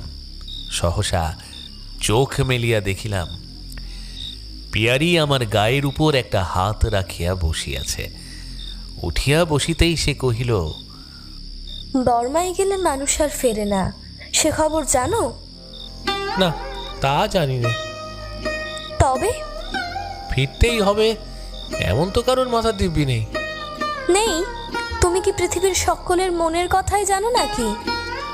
কথাটা অতি সামান্য, কিন্তু সংসারের এই একটা ভারী আশ্চর্য যে মানুষের দুর্বলতা কখন কোন ফাঁক দিয়া যে আত্মপ্রকাশ করিয়া বসে তাহা কিছুতেই অনুমান করা যায় না। ইতিপূর্বে কত অসংখ্য গুরুতর কারণ ঘটিয়া গিয়াছে, আমি কোনোদিন আপনাকে ধরা দিই নাই, কিন্তু আজ তাহার মুখের এই অত্যন্ত সোজা কথাটা সহ্য করিতে পারিলাম না। মুখ দিয়া সহসা বাহির হইয়া গেল, সকলের মনের কথা তো জানি নে রাজলক্ষ্মী, কিন্তু একজনের জানি, যদি কোনোদিন ফিরে আসি তো শুধুই তোমার জন্যই আসব। তোমার মাথার দিব্যি আমি অবহেলা করিব না। পিয়ারি আমার পায়ের উপর একেবারে ভাঙিয়া উপর হইয়া পড়িল। আমি ইচ্ছা করিয়াই পা টানিয়া লইলাম না, কিন্তু মিনিট 10 কাটিয়া গেলেও যখন সে মুখ তুলিল না, তখন তাহার মাথার উপর আমার ডান হাতখানা রাখিতেই সে একবার শিহরিয়া কাঁপিয়া উঠিল, কিন্তু তেমনি পড়িয়া রহিল। মুখও তুলিল না, কথাও কহিল না। বলিলাম, উঠে বসো, এই অবস্থায় কেউ দেখলে সে ভারী আশ্চর্য হয়ে যাবে। কিন্তু পিয়ারি একটা জবাব পর্যন্ত দিল না। তখন জোর করিয়া তুলিতে গিয়া দেখিলাম তাহার নীরব অশ্রুতে সেখানকার সমস্ত চাদরটা একেবারে ভিজিয়া গেছে। টানাটানি করিতে সে রুদ্ধস্বরে বলিয়া উঠিল, আগে আমার 2-3টে কথার জবাব দাও, তবে আমি উঠব। কি কথা বলো? আগে বলো, ও লোকটা এখানে থাকাতে তুমি আমাকে কোনো মন্দ মনে করনি তো? না। কিন্তু আমি যে ভালো নই সে তো তুমি জানো, তবে কেন সন্দেহ হয় না? প্রশ্নটা অত্যন্ত কঠিন। সে যে ভালো নয় তাও জানি, সে যে এত মন্দ ভাবিতে পারি না। চুপ করিয়া বসিয়া রহিলাম। হঠাৎ সে চোখ মুখ মুছিয়া ধর্মর করিয়া উঠিয়া বসিয়া বলিল, আচ্ছা, জিজ্ঞেস করি তোমাকে, পুরুষ মানুষ যতই মন্দ হয়ে যাক, ভালো হতে চাইলে তাকে তো কেউ মানা করে না, কিন্তু আমাদের বেলায় সব পথ বন্ধ কেন? অজ্ঞানে অভাবে পড়ে একদিন যা করেছি, চিরকাল আমাকে তাই করতে হবে কেন? কেন আমাদের তোমরা ভালো হতে দেবে না? আমরা কোনোদিন মানা করিনি, আর করলেও সংসারে ভালো হওয়ার পথ কেউ কারো আটকে রাখতে পারে না। পিয়ারি অনেকক্ষণ পর্যন্ত চুপ করিয়া আমার মুখের পানে চাহিয়া থাকিয়া শেষে ধীরে ধীরে বলিল, বেশ, তাহলে তুমিও তো আটকাতে পারবে না। আমি জবাব দিবার পূর্বেই রতনের কাশির শব্দ দ্বারের কাছে শুনিতে পাওয়া গেল। পিয়ারি ডাকিয়া কহিল, কিরে রতন? রতন মুখ বাড়াইয়া কহিল, মা, রাত্রি তো অনেক হলো, বাবুর খাবার নিয়ে আসবে না? বামুন ঠাকুর ঢুলে ঢুলে রান্নাঘরেই ঘুমিয়ে পড়েছে। তাই তো, তোমাদের কারোর যে এখনো যাওয়া হয়নি। বলিয়া পিয়ারি ব্যস্ত এবং লজ্জিত হইয়া উঠিয়া দাঁড়াইল। আমার খাবারটা সে বরাবর নিজের হাতেই লইয়া আসিত, আজও আনিবার জন্য দ্রুত পদে চলিয়া গেল। আহার শেষ করিয়া যখন বিছানায় শুইয়া পড়িলাম, তখন রাত্রি 1টা বাজিয়া গেছে। পিয়ারি আসিয়া আবার আমার পায়ের কাছে বসিল, বলিল, তোমার জন্য অনেক রাত্রি একলা জেগে কাটিয়েছি, আজ তোমাকেও জাগিয়ে রাখবো। বলিয়া সম্মতির জন্য অপেক্ষা মাত্র না করিয়া আমার পায়ের বালিশটা টানিয়া লইয়া বাঁ হাতটা মাথায় দিয়া আড় হইয়া পড়িয়া বলিল, আমি অনেক ভেবে দেখলুম, তোমার অত দূর দেশে যাওয়া কিছুতেই হতে পারে না। কি হতে পারে তাহলে? এমনি করে ঘুরে ঘুরে বেড়ানো? তাছাড়া কিসের জন্য বর্মায় যেতে চাচ্ছ শুনি? চাকরি করতে, ঘুরে বেড়াতে নয়। আমার কথা শুনিয়া পিয়ারি উত্তেজনায় সোজা হইয়া উঠিয়া বসিল। আমার স্বীকারোক্তিতে পিয়ারি খুশি হইল, হাসি মুখে বলিল, দেখো, অপরকে যা বলো তা বলো, কিন্তু আমাকে ঠকিও না। আমাকে ঠকলে তোমার ইহকালও নেই, পরকালও নেই, তা জানো? সেটা বিলক্ষণ জানি। এবং কি করতে বলো তুমি? সে মাথা নাড়িয়া কানের দুল দুলাইয়া সোৎসাহে কহিল, মেয়ে মানুষে চিরকাল যা বলে থাকে আমিও তাই বলি। একটা বিয়ে করে সংসারী হও, সংসার ধর্ম প্রতিপালন করো। সত্যি খুশি হবে তাতে? নিশ্চয়ই, 100 বার। এতে আমি সুখী হব না তো সংসারে কে হবে শুনি? তা জানি, কিন্তু এ আমার একটা দুর্ভাবনা গেল। বাস্তবিক এই সংবাদ দেবার জন্যেই আমি এসেছিলাম যে বিয়ে না করে আমার তো আর উপায় নেই। পিয়ারি আরেকবার তাহার কানের স্বর্ণাভরণ দুলাইয়া মহানন্দে বলিয়া উঠিল, আমি তো তাহলে কালী ঘাটে গিয়ে পুজো দিয়ে আসবো, কিন্তু মেয়ে আমি দেখে পছন্দ করব, তা বলে দিচ্ছি। তার আর সময় নেই, পাত্রী স্থির হয়ে গেছে। আমার গম্ভীর কণ্ঠস্বর বোধ করি পিয়ারি লক্ষ্য করিল। সহসা তাহার হাসি মুখে একটা ম্লান ছায়া পড়িল। কহিল, বেশ তো, ভালোই। স্থির হয়ে গেলে তো পরম সুখের কথা। সুখ দুঃখ জানি না রাজলক্ষ্মী, যা স্থির হয়ে গেছে তাই তোমাকে জানাচ্ছি। পিয়ারি হঠাৎ রাগিয়া উঠিয়া বলিল, যাও, চালাকি করতে হবে না, সব মিছে কথা। একটা কথাও মিথ্যে নয়, চিঠি দেখলেই বুঝতে পারবে। বলিয়া জামার পকেট হইতে 2খানা পত্রই বাহির করিলাম। কই কই দেখি চিঠি। বলিয়া হাত বাড়াইয়া পিয়ারি চিঠি 2খানা হাতে লইতে তাহার সমস্ত মুখখানা যেন অন্ধকার হইয়া গেল। হাতের মধ্যে পত্র 2খানা ধরিয়া রাখিয়াই বলিল, পরের চিঠি পড়বার আমার দরকারই বা কি? তা কোথায় স্থির হলো? পড়ে দেখো। আমি পরের চিঠি পড়িনি। তাহলে পরের খবর তোমার জেনেও কাজ নেই। আমি জানতেও চাইনি। বলিয়া সে ঝুপ করিয়া আবার শুইয়া পড়িল। চিঠি দুটা কিন্তু তাহার মুঠার মধ্যেই রহিল। বহুক্ষণ পর্যন্ত সে কোনো কথা কহিল না। তারপরে ধীরে ধীরে উঠিয়া গিয়া দ্বীপের সম্মুখে মেঝের উপর সেই দুইখানা পত্র লইয়া স্থির হইয়া বসিল। লেখাগুলা বোধ করি সে 2-3 বার করিয়া পাঠ করিল। তারপরে উঠিয়া আসিয়া আবার তেমনি করিয়া শুইয়া পড়িল। অনেকক্ষণ পর্যন্ত চুপ করিয়া থাকিয়া কহিল, ঘুমোলে?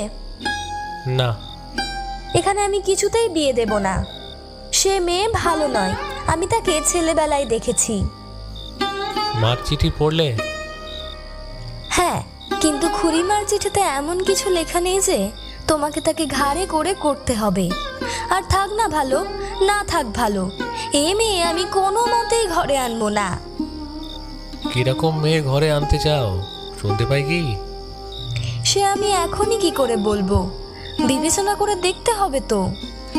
তোমার পছন্দ আর বিবেচনার উপর নির্ভর করে থাকতে হলে আমাকে আইবুড়ো নাম খণ্ডাতে আর এক জন্ম এগিয়ে যেতে হবে। এত কুলোবে না। যাক, যথাসময়ে তাই না হয় যাব। আমার তাড়াতাড়ি নেই, কিন্তু এই মেয়েটিকে তুমি উদ্ধার করে দিও। 100-5 টাকা হলেই তো হবে। তা আমি তার মুখেই শুনে এসেছিলাম। পিয়ারি উৎসাহে আর একবার উঠিয়া বসিয়া বলিল, কালই আমি টাকা পাঠিয়ে দেব। খুড়িমার কথা মিথ্যে হতে দেব না। সত্যি বলছি তোমাকে, এ মেয়ে ভালো নয় বলেই আমার আপত্তি। নইলে নইলে কি? নইলে আবার কি, তোমার উপযুক্ত মেয়ে আমি খুঁজে বার করে তবেই কথার উত্তর দেব, এখন নয়। তুমি মিথ্যে চেষ্টা করো না রাজলক্ষ্মী। আমার উপযুক্ত মেয়ে তুমি কোনোদিনই খুঁজে বার করতে পারবে না। সে অনেকক্ষণ চুপ করিয়া বসিয়া থাকিয়া হঠাৎ বলিয়া উঠিল, আচ্ছা, সে না হয় নাই পারবো, কিন্তু তুমি বর্মায় যাবে, আমাকে সঙ্গে নেবে? আমার সঙ্গে যেতে তোমার সাহস হবে? পিয়ারি আমার মুখের প্রতি তীক্ষ্ণ দৃষ্টিপাত করিয়া বলিল, সাহস? এ কি একটা শক্ত কথা বলে তুমি মনে করো? আমি যাই করি, কিন্তু তোমার এই সমস্ত বাড়িঘর, জিনিসপত্র, বিষয় আশয়, তার কি হবে? যা ইচ্ছে তাই হোক। তোমাকে চাকরি বাকরি করবার জন্য যখন এত দূরে যেতে হলো, এত থাকতেও কোনো কিছুই কাজে এলো না, তখন বঙ্কুকে দিয়ে যাব। এ কথার জবাব দিতে পারিলাম না। খোলা জানালার বাহিরে অন্ধকারে চাহিয়া চুপ করিয়া বসিয়া রহিলাম। অত দূরে না গেলেই নয়, এসব তোমার কি কোনোদিনই কাজে লাগতে পারে না? না, কোনো দিন নয়। সে আমি জানি, কিন্তু নেবে আমাকে সঙ্গে? বলিয়া আমার পায়ের উপর ধীরে ধীরে আবার তাহার হাতখানি রাখিল। একদিন এই পিয়ারি আমাকে যখন তাহার বাড়ি হইতে একরকম জোর করিয়াই বিদায় করিয়াছিল, সেদিন তাহার অসাধারণ ধৈর্য ও মনের জোর দেখিয়া অবাক হইয়া গিয়াছিলাম। আজ তাহারই আবার এত বড় দুর্বলতা, এই করুণ কণ্ঠের সকাতর মিনতি সমস্ত একসঙ্গে মনে করিয়া আমার বুক ফাটিতে লাগিল। কিন্তু কিছুতেই স্বীকার করিতে পারিলাম না। বলিলাম, তোমাকে সঙ্গে নিতে পারি নে বটে, কিন্তু যখনই ডাকবে তখনই ফিরে আসব, যেখানেই থাকি। চিরদিন আমি তোমারই থাকবো রাজলক্ষ্মী। এই পাপিষ্ঠার হয়ে তুমি চিরদিন থাকবে? হ্যাঁ, চিরদিন থাকবো। তাহলে তো তোমার কোনোদিন বিয়েও হবে না, বলো? না, তার কারণ তোমার অমতে তোমাকে দুঃখ দিয়ে এ কাজে আমার কোনো দিন প্রবৃত্তি হবে না। পিয়ারি অপলক চক্ষে কিছুক্ষণ আমার মুখের প্রতি চাহিয়া রহিল।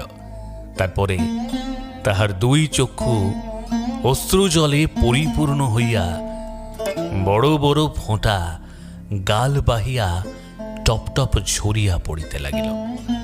চোখ মুছিয়া গার্হ স্বরে কহিল, এই হতভাগিনীর জন্যে তুমি সমস্ত জীবন সন্ন্যাসী হয়ে থাকবে?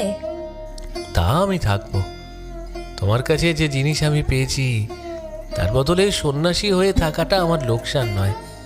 যেখানেই থাকি না কেন আমার এই কথাটা তুমি কোনো দিন অবিশ্বাস করো না।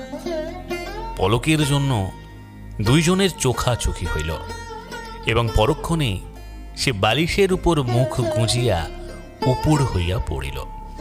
শুধু উচ্ছ্বসিত ক্রন্দনের আবেগে তাহার সমস্ত শরীরটা কাঁপিয়া কাঁপিয়া ফুলিয়া ফুলিয়া উঠিতে লাগিল।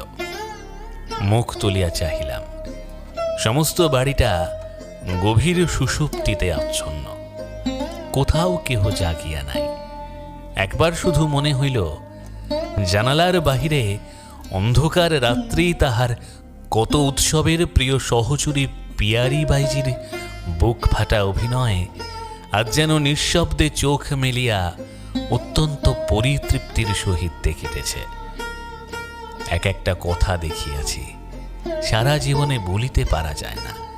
যখনই মনে পড়ে তাহার শব্দগুলা পর্যন্ত যেন কানের মধ্যে বাজিয়া উঠে। পিয়ারির শেষ কথাগুলাও তেমনি।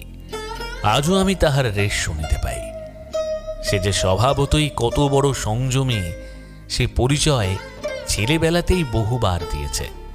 তাহার উপর এতদিনের এই এত বড় সাংসারিক শিক্ষা।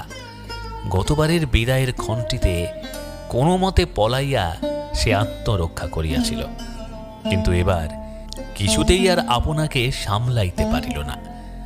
চাকর বাকরদের সামনেই কাঁদিয়া ফেলিল, রুদ্ধকণ্ঠে বলিয়া ফেলিল, দেখো আমি অবোধ নই, আমার পাপের গুরুদণ্ড আমাকে ভুগতে হবে জানি, কিন্তু তবু বলছি আমাদের সমাজ বড় নিষ্ঠুর, বড় নির্দয়। একেও এর শাস্তি একদিন পেতে হবে। ভগবান এর সাজা দেবেনই দেবেন। সমাজের উপর কেন যে সে এত বড় অভিশাপ দিল তাহা সেই জানে, আর তাহার অন্তর্যামী জানেন।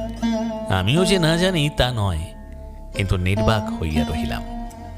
বুড়া দারোয়ান গাড়ির কপাট খুলিয়া দিয়া আমার মুখ পানে চাহিল। পা বাড়াইবার উচ্চক করিতেছি। পিয়ারির চোখের জলের ভিতর দিয়া আমার মুখ পানে চাহিয়া একটু হাসিল, কহিল, কোথায় যাচ্ছ? আর হয়তো দেখা হবে না, একটা ভিক্ষে দেবে? দেব। ভগবান না করুন তোমার জীবনযাত্রার যে ধরন, তাতে আচ্ছা যেখানেই থাকো সে সময়ে একটা খবর দেবে, লজ্জা করবে না? না, লজ্জা করব না, খবর দেব বলিয়া ধীরে ধীরে গাড়িতে গিয়া উঠিলাম। পিয়ারি পিছনে পিছনে আসিয়া আজ তাহার অঞ্চল প্রান্তে আমার পায়ের ধুলা লইল। ওগো শুনছো? মুখ তুলিয়া দেখিলাম সে তাহার ওষ্ঠাধরের কাঁপুনিটা প্রাণপণে দমন করিয়া কথা কহিবার চেষ্টা করিতেছে। উভয়ের দৃষ্টি এক হইবা মাত্রই তাহার চোখের জল আবার ঝরঝর করিয়া ঝরিয়া পড়িল। অস্ফুট অবরুদ্ধ স্বরে চুপি চুপি বলিল, নাই গেলে অত দূরে, থাকবে, যেও না। নিঃশব্দে চোখ ফিরাইয়া লইলাম। গাড়োয়ান গাড়ি ছাড়িয়া দিল। চাবুক ও চারখানা চাকার সম্মিলিত সপাসপ ও ঘড় ঘড় শব্দে অপরাহ্নবেলা মুখরিত হইয়া উঠিল। কিন্তু সমস্ত চাপা দিয়া একটা ধরা গলার চাপা কান্নাই শুধু আমার কানে বাজিতে লাগিল। দিন 5-6 পরে একদিন ভোরবেলায় একটা লোহার তোরঙ্গ এবং একটা পাতলা বিছানা মাত্র অবলম্বন করিয়া কলিকাতার কয়লা ঘাটে আসিয়া উপস্থিত হইলাম।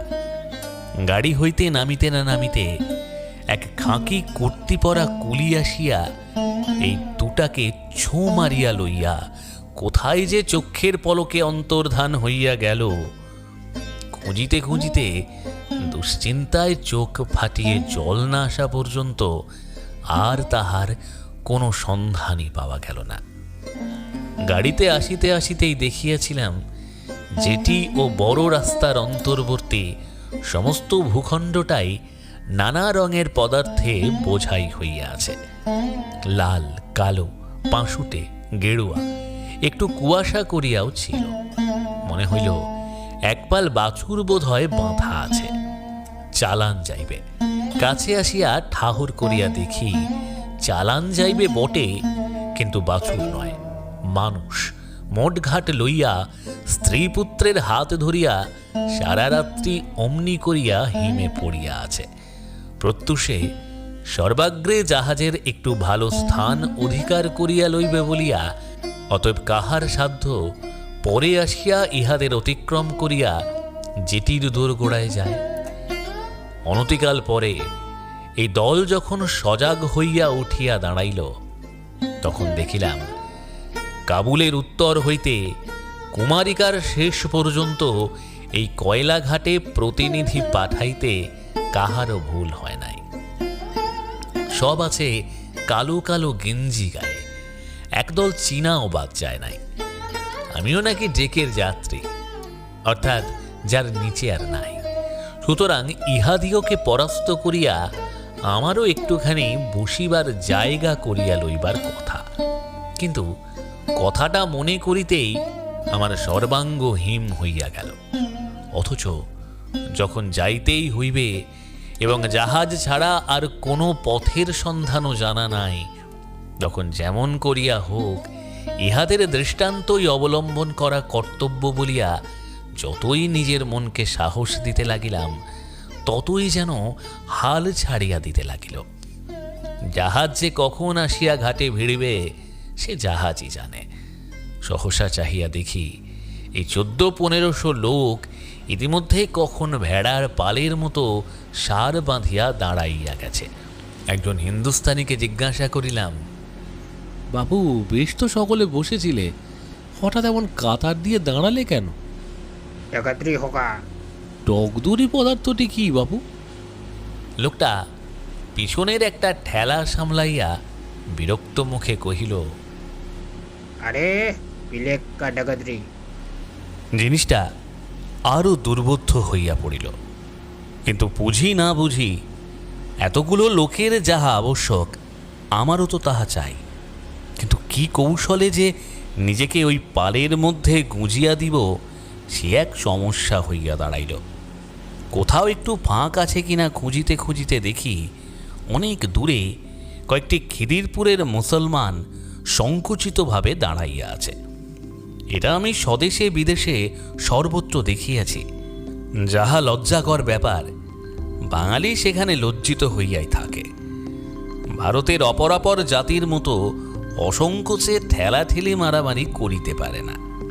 এমন করিয়া দাঁড়ানোটাই যে একটা হীনতা, এই লজ্জাতেই যেন সকলের অগোচরে মাথা হেঁট করিয়া থাকে। ইহারা রেঙ্গুনে দর্জির কাজ করে, অনেকবার যাতায়াত করিয়াছে। প্রশ্ন করিলে বুঝাইয়া দিল যে বার্মায় এখনো প্লেগ যায় নাই, তাই এই সতর্কতা। ডাক্তার পরীক্ষা করিয়া পাশ করিলে তবেই সে জাহাজে উঠিতে পাইবে। অর্থাৎ রেঙ্গুন যাইবার জন্য যাহারা উদ্যত হইয়াছে তাহারা প্লেগের রোগী কিনা তাহা প্রথমে যাচাই হওয়া দরকার। ইংরেজ রাজত্বে ডাক্তারের প্রবল প্রতাপ শুনিয়াছি। কসাইখানার যাত্রীদের পর্যন্ত জবাই হওয়ার অধিকারটুকুর জন্য এদের মুখ চাহিয়া থাকিতে হয়। কিন্তু অবস্থা হিসেবে রেঙ্গুন যাত্রীদের সহিত তাহাদের যে এত বড় মিল ছিল এ কথা তখন কে ভাবিয়াছিল। ক্রমশ পিলিগ্গা ডগদরি আসন্ন হইয়া উঠিল। সাহেব ডাক্তার স্বপেয়াদা দেখা দিলেন। সেই লাইনবর্তী অবস্থায় বেশি ঘাড় বাঁকাইয়া দেখিবার সুযোগ ছিল না। তথাপি পূর্ববর্তী সঙ্গীদের প্রতি পরীক্ষা পদ্ধতির যতটুকু প্রয়োগ দৃষ্টিগোচর হইল তাহাতে ভাবনার সীমা পরিসীমা রহিল না। দেহের উপরার্ধ অনাবৃত করাই ভীত হইবে। অবশ্য বাঙালি ছাড়া এরূপ কাপুরুষ সেখানে কেহ ছিল না। কিন্তু সম্মুখবর্তী সেই সাহসী বীর পুরুষগণকেও পরীক্ষায় চমকাইয়া চমকাইয়া উঠিতে দেখিয়া শঙ্কায় পরিপূর্ণ হইয়া উঠিলাম। সকলেই অবগত আছেন প্লেগ রোগে দেহের স্থান বিশেষ স্ফীত হইয়া ওঠে। ডাক্তার সাহেব যেরূপ অবলীলাক্রমে ও নির্বিকার চিত্তে সেই সকল সন্দেহমূলক স্থানে হস্তপ্রবেশ করাইয়া স্ফীত অনুভব করিতে লাগিলেন, তাহাতে কাঠের পুতুলেরও আপত্তি হইবার কথা, কিন্তু ভারতবাসীর সনাতন সভ্যতা আছে বলিয়াই তবু যা হোক একবার চমকাইয়া স্থির হইতে পারিতেছিল। আর কোনো জাত হইলে ডাক্তারের হাতটা সেদিন মুচড়াইয়া ভাঙিয়া না দিয়া আর নিরস্ত হইতে পারিত না। সে যাই হোক, পাশ করা যখন অবশ্য কর্তব্য, তখন আর উপায় কি। যথাসময়ে চোখ বুজিয়া সর্বাঙ্গ সংকুচিত করিয়া এক প্রকার মরিয়া হইয়াই ডাক্তারের হাতে আত্মসমর্পণ করিলাম এবং পাশ হইয়াও গেলাম। অতপর জাহাজে উঠিবার পালা। কিন্তু ডেক প্যাসেঞ্জারের এই অধিরোহণ ক্রিয়া যে কিভাবে নিষ্পন্ন হয় তাহা বাহিরের লোকের পক্ষে ধারণা করা অসাধ্য। তবে কলকারখানায় দাঁতওয়ালা চাকার ক্রিয়া দেখা থাকিলে বোঝা কতকটা সম্ভব হইবে। সে যেমন সম্মুখের টানে ও পিছনের ঠেলায় অগ্রসর হইয়া চলে, আমাদেরও এই কাবুলি, পাঞ্জাবি, মারোয়াড়ি, মাদ্রাজি, মারহাট্টি, বাঙালি, চীনা, খট্টা, উড়িয়া গঠিত সুবিপুল বাহিনী শুদ্ধমাত্র পরস্পরের আকর্ষণ বিকর্ষণের বেগে ডাঙা হইতে জাহাজের ডেকে প্রায় অজ্ঞাতসারে উঠিয়া আসিল এবং সেই গতি সেইখানেই প্রতিরুদ্ধ হইল না। সম্মুখেই দেখিলাম একটা গর্তের মুখে সিঁড়ি লাগানো আছে। জাহাজের খোলে নামিবার এই পথ আবদ্ধ। নালার মুখ খুলিয়া দিলে বৃষ্টির সঞ্চিত জল যেমন খড় বেগে নিচে পড়ে, ঠিক তেমনি করিয়া এই দল স্থান অধিকার করিতে মরি বাঁচি জ্ঞান শূন্য হইয়া অবরোহণ করিতে লাগিল। আমার যতদূর মনে পড়ে, আমার নিচে যাইবার ইচ্ছাও ছিল না। পা দিয়া হাঁটিয়াও নামি নাই। ক্ষণকালের জন্য সংজ্ঞা হারাইয়াছিলাম। কোনো সন্দেহ প্রকাশ করিলেও বোধ করি শপথ করিয়া অস্বীকার করিতে পারি না। তবে সচেতন হইয়া দেখিলাম খোলের মধ্যে অনেক দূরে এক কোণে একাকী দাঁড়াইয়া আছি। পায়ের নিচে চাহিয়া দেখি ইতিমধ্যে ভোজবাজির মতো চক্ষের পলকে যে যাহার কম্বল বিছাইয়া বাক্স প্যাঁটরার বেড়া দিয়া নিরাপদে বসিয়া প্রতিবেশীর পরিচয় গ্রহণ করিতেছে। এতক্ষণে আমার সেই নম্বরাটা কুলি আসিয়া দেখা দিল। কহিল, তরঙ্গ ও বিছানা উপরে রেখেছি, যদি বলেন নিচে আনি। না, বরঞ্চ আমাকেও কোনো মতে উদ্ধার করে উপরে নিয়ে চলো। কারণ পরের বিছানা না মাড়াইয়া তাহার সহিত হাতাহাতির সম্ভাবনা না ঘটাইয়া পা ফেলিতে পারি এমন একটুখানি স্থানও চোখে পড়িল না। বর্ষার দিনে উপরে জলে ভিজি সেও ভালো, কিন্তু এখানে আর এক দণ্ডও নাই। কুলিটা অধিক পয়সার লোভে অনেক চেষ্টায় অনেক তর্কাতর্কি করিয়া কম্বল ও শতরঞ্জির একাচটু ধার মুড়িয়া আমাকে সঙ্গে করিয়া উপরে আনিল এবং আমার জিনিসপত্র দেখাইয়া দিয়া বকশিস লইয়া প্রস্থান করিল। এখানেও সেই ব্যাপার, বিছানা পাতিবার জায়গা নেই। কাজেই নিরুপায় হইয়া নিজের তরঙ্গটার উপরেই নিজের বসিবার উপায় করিয়া লইয়া নিবিষ্ট চিত্তে মা ভাগীরথীর উভয় কুলের মহিমা নিরীক্ষণ করিতে লাগিলাম। স্টিমার তখন চলিতে আরম্ভ করিয়াছিল। বহুক্ষণ হইতেই পিপাসা পাইয়াছিল। এই 2 ঘণ্টা কাল যে কাণ্ড মাথার উপর দিয়া বহিয়া গেল, তাহাতে বুক শুকাইয়া উঠে না এমন কঠিন বুক সংসারে অল্পই আছে। কিন্তু বিপদ এই হইয়াছিল যে সঙ্গে না ছিল একটা গ্লাস, না ছিল একটা ঘটি। সহযাত্রীদের মধ্যে যদি কোথাও কোনো বাঙালি থাকে তো একটা উপায় হইতে পারিবে মনে করিয়া আবার বাহির হইয়া পড়িলাম। নিচে নামিবার সেই গর্তটার কাছাকাছি হইবা মাত্র এক প্রকার তুমুল শব্দ কানে পৌঁছিল, যাহার সহিত তুলনা করি এরূপ অভিজ্ঞতা আমার নাই। গোয়ালে আগুন ধরিয়া গেলে এক প্রকার আওয়াজ উঠিবার কথা বটে, কিন্তু ইহার অনুরূপ আওয়াজের জন্য যত বড় গোশালার আবশ্যক, তত বড় গোশালা মহাভারতের যুগে বিরাট রাজার যদি থাকিয়া থাকে তো সে আলাদা কথা। কিন্তু এই কলিকালে কাহারও যে থাকিতে পারে তাহা কল্পনা করাও কঠিন। সভয় চিত্তে সিঁড়ির 2-1 ধাপ নামিয়া উঁকি মারিয়া দেখিলাম যাত্রীরা যে যাহার ন্যাশনাল সঙ্গীত শুরু করিয়া দিয়েছে। কাবুল হইতে ব্রহ্মপুত্র ও কুমারিকা হইতে চীনের সীমানা পর্যন্ত যত প্রকারের সুর ব্রহ্ম আছেন, জাহাজের এই আবদ্ধ খোলের মধ্যে বাদ্যযন্ত্র সহযোগে তাহারই সমবেত অনুশীলন চলিতেছে। এ মহাসঙ্গীত শুনিবার ভাগ্য কদাচিৎ ঘটে, এবং সঙ্গীতই যে সর্বশ্রেষ্ঠ ললিত কলা তাহা সেইখানেই দাঁড়াইয়া সসম্ভ্রমে স্বীকার করিয়া লইলাম। কিন্তু সর্বাপেক্ষা বিস্ময় এই যে এতগুলা সঙ্গীত বিশারদ একসঙ্গে জুটিল কি রূপে। নিচে নামা উচিত হইবে কিনা সহসা স্থির করিতে পারিলাম না। শুনিয়াছি ইংরেজের মহাকবি শেক্সপিয়ার নাকি বলিয়াছিলেন, সঙ্গীতে যে না মুগ্ধ হয় সে খুন করিতে পারে না। এমন কি একটা কথা, কিন্তু মিনিটখানেক শুনিলেই যে মানুষের খুন চাপিয়া যায় এমন সঙ্গীতের খবর বোধ করি তাহার জানা ছিল না।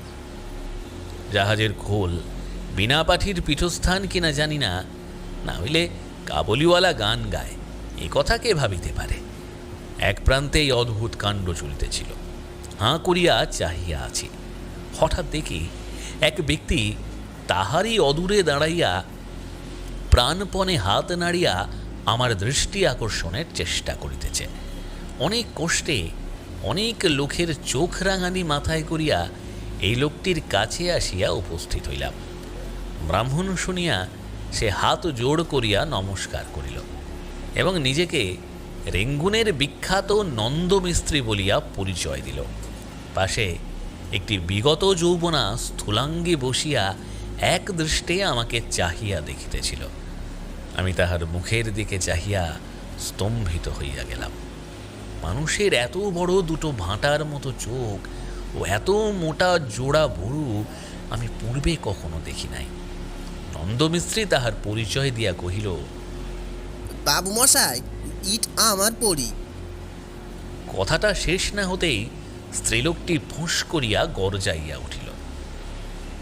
পরিবার আমার 7 পাকের স্বামী বলেছেন। পরিবার খবরদার বলছি মিস্ত্রি, যাত্রার কাছে মিছা কথা বলে আমার নামে বদনাম করবে না বলে দিচ্ছি। আমি তো বিস্ময়ে হতবুদ্ধি হইয়া গেলাম। আহা, রাগ করিস কেন টগর? পরিবার বলে আর কাকে? 20 বছর। টগর ভয়ানক ক্রুদ্ধ হইয়া বলিল, হলোই তো 20 বছর। ওরা কপাল, জাত বৈষ্ণবের মেয়ে আমি হলুদ কৈবত্যের পরিবার। কেন, কিসের দুঃখে? 20 বছর ঘর করছি বটে, কিন্তু একদিনের তোর হেসেলে ঢুকতে দিয়েছি? সেই কথা কারো বলবার জন্যে। অগর বৈষ্ণবী মরে যাবে, তবু জাত জন্ম খোয়াবে না, তা জানো তো? বলিয়া এই জাত বৈষ্ণবীর মেয়ে জাতের গর্বে আমার মুখের পানে চাহিয়া তাহার ভাঁটার মতো চোখ দুটি ঘূর্ণিত করিতে লাগিল। দেখলেন মশাই, দেখলেন? এখনো এদের জাতের দেমাগ দেখলেন? আমি তাই সহ্য করি, আর কেউ হলে। কথাটা সে তাহার 20 বৎসরের পরিবারের চোখের পানে চাহিয়া আর সম্পূর্ণ করিতে পারিল না। আমি কোনো কথা না কহিয়া একটা গ্লাস চাহিয়া লইয়া প্রস্থান করিলাম। উপরে আসিয়া এই জাত বৈষ্ণবীর কথাগুলো মনে করিয়া হাসি চাপিতে পারিলাম না, কিন্তু পরক্ষণেই মনে পড়িল এ তো একটা সামান্য অশিক্ষিতা স্ত্রীলোক। কিন্তু পাড়াগাঁয়ে এবং শহরে কি এমন অনেক শিক্ষিত ও অর্ধশিক্ষিত পুরুষ মানুষ নাই, যাহাদের দ্বারা অনুরূপ হাস্যকর ব্যাপার আজও প্রত্যহ অনুষ্ঠিত হইতেছে, এবং পাপের সমস্ত অন্যায় হইতে যাহারা শুদ্ধমাত্র খাওয়া ছোঁয়া বাঁচাইয়াই পরিত্রাণ পাইতেছে? তবে এমন হইতে পারে বটে, এদেশে পুরুষের বেলা হাসি আসে না, আসে শুধু স্ত্রীলোকের বেলাতেই। আজ সন্ধ্যা হইতেই আকাশে অল্প অল্প মেঘ জমা হইতেছিল।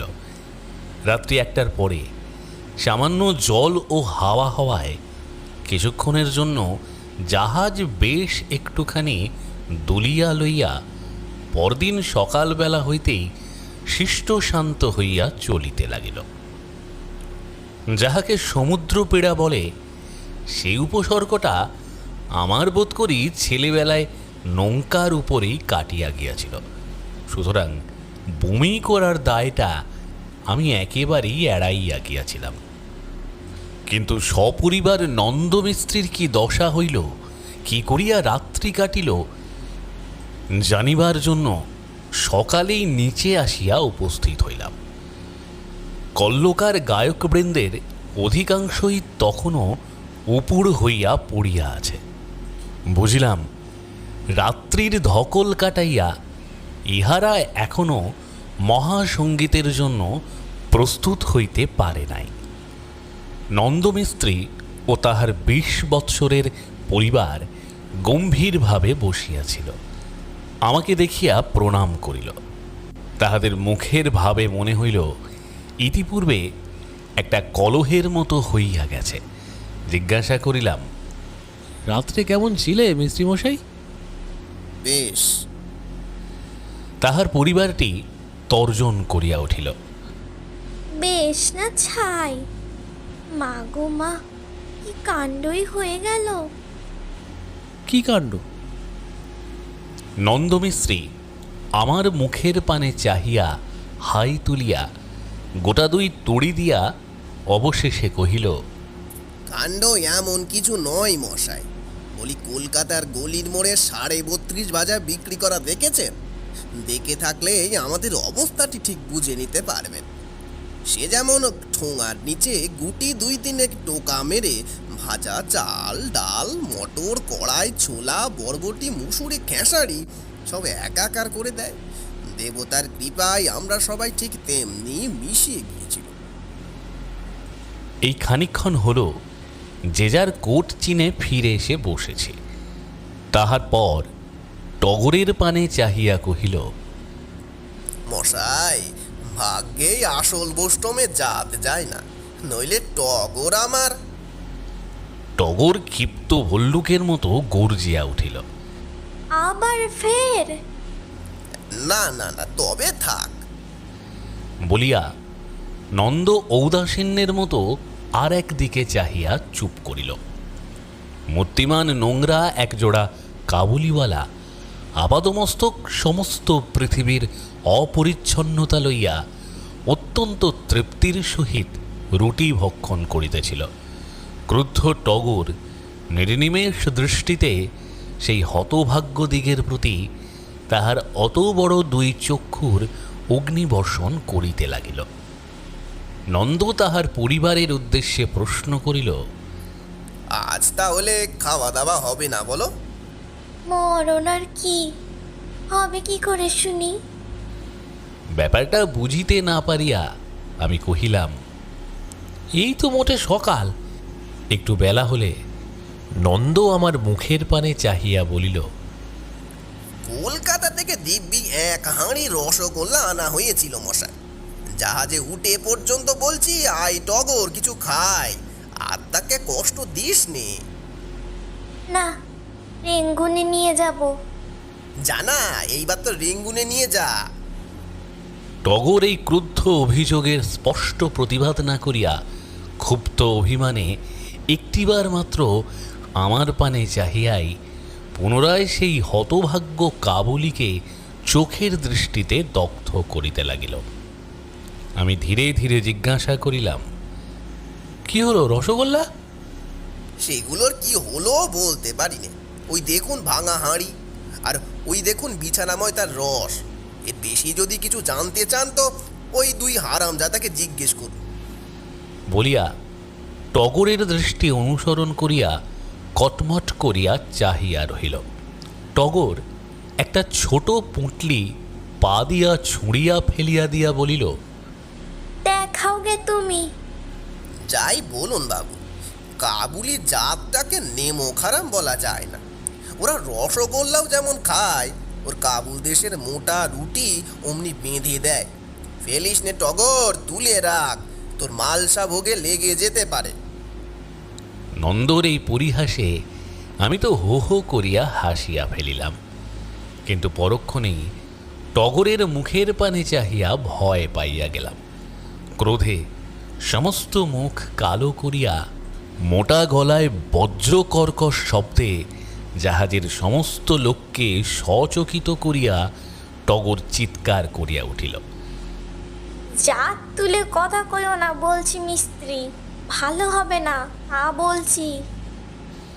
চিৎকার শব্দে যাহারা মুখ তুলিয়া চাহিল তাহাদের বিস্মিত দৃষ্টির সম্মুখে নন্দ এতটুকু হইয়া গেল, টগরকে সে ভালো মতোই চিনিত। একটা বেফাঁস ঠাট্টার জন্য ক্রোধটা তাহার সে শান্ত করিতে পারিলেই বাঁচে। লজ্জিত হইয়া তাড়াতাড়ি বলিল, মাথা খাস টগর, রাগ করিস নে, আমি তামাশা করেছি বই তো নয়। টগর সে কথা কানেও তুলিল না। চোখের তারা ভুরু একবার বামে ও একবার দক্ষিণে ঘুরাইয়া লইয়া গলার সুর আরও এক পর্দা চড়াইয়া দিয়া বলিল, কিসের তামাশা? জাত তুলে আবার তামাশা কি? মুসলমানের রুটি দিয়া মাসলা ভোগ হবে আর কৈবর্তের মুখে আগুন। দরকার থাকে তুই বলে রাখগে, বাপের পিণ্ডি দিস। জ্যামুক্ত ধনুর মতো নন্দ খাড়া দাঁড়াইয়া উঠিয়াই টগরের কেশাকর্ষণ করিয়া ধরিল। হারাম জাদি, তুই বাপ বলিস? টগর কোমরে কাপড় জড়াইতে জড়াইতে হাঁপাইতে হাঁপাইতে বলিল, হারাম জাদা, তুই জাত তুলিস? বলিয়াই আকর্ণ মুখবেদান করিয়া নন্দর বাহুর একাংশ দংশন করিয়া ধরিল, এবং মুহূর্ত মধ্যেই নন্দমিস্ত্রি ও টগর বষ্টমীর মল্লযুদ্ধ তুমুল হইয়া উঠিল। দেখিতে দেখিতে সমস্ত লোক ভিড় করিয়া ঘিরিয়া ধরিল। হিন্দুস্তানিরা সমুদ্রপীড়া ভুলিয়া উচ্চ কণ্ঠে বাহবা দিতে লাগিল, পাঞ্জাবিরা চিছি করিতে লাগিল, উৎকলবাসীরা চেঁচামেচি করিতে লাগিল। সবশুদ্ধ একটা কাণ্ড বাঁধিয়া গেল। আমি স্তম্ভিত বিবর্ণ মুখে দাঁড়াইয়া রহিলাম। এত সামান্য কারণে এত বড় অনাবৃত নির্লজ্জতা যে সংসারে ঘটিতে পারে, ইহা তো আমি কল্পনাও করিতে পারিতাম না। তাহাই আবার বাঙালি নরনারীর দ্বারা এক জাহাজ লোকের সম্মুখে অনুষ্ঠিত হইতে দেখিয়া লজ্জায় মাটির সহিত মিশিয়া যাইতে লাগিলাম। কাছেই একটা যৌনপুরী দারোয়ান অত্যন্ত পরিতৃপ্তির সহিত তামাশা দেখিতেছিল। আমি তাহার পানে চাহিতেও পারিলাম না। নিঃশব্দে মাথা হেঁট করিয়া কোনো মতে ভিড় ঠেলিয়া উপরে পলাইয়া গেলাম। সেদিন এমন প্রবৃত্তি হইল না যে নিচে যাই। সুতরাং নন্দ টগরের যুদ্ধের অবসান কিভাবে হইল, সন্ধিপত্রে কোন কোন শর্তাদি নির্দিষ্ট হইল, কিছুই জানি না।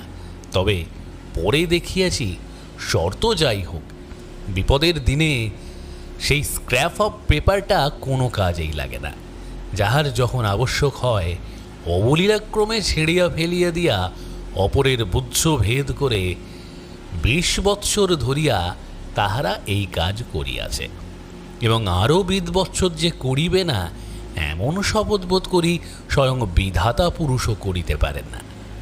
সারাদিন আকাশে ছেঁড়া মেঘের আনাগোনার বিরাম ছিল না। এখন অপরাহ্নের কাছাকাছি একটা গাঢ় কালো মেঘ দিকচক্রবাল আচ্ছন্ন করিয়া ধীরে ধীরে মাথা তুলিয়া উঠিতে লাগিল। মনে হইল সমস্ত খালাসিদের মুখে চোখেই কেমন যেন একটা উদ্বেগের ছায়া পড়িয়াছে। তাহাদের চলাফেরার মধ্যেও এক প্রকার ব্যস্ততার লক্ষণ, যাহা ইতিপূর্বে লক্ষ্য করি নাই।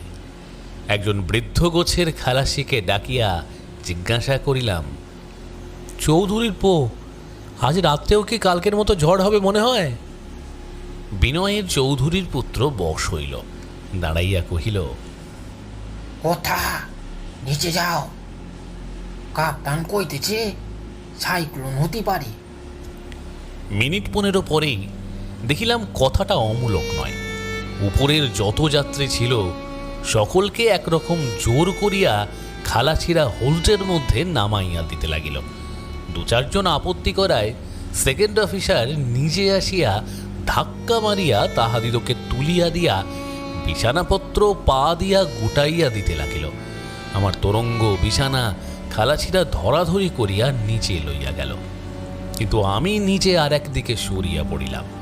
শুনিলাম সকলকে, অর্থাৎ যে হতভাগ্যেরা 10 টাকার বেশি ভাড়া দিতে পারে নাই তাহাদিওকে জাহাজের খোলের মধ্যে পুরিয়া গর্তের মুখ আঁটিয়া বন্ধ করা হইবে।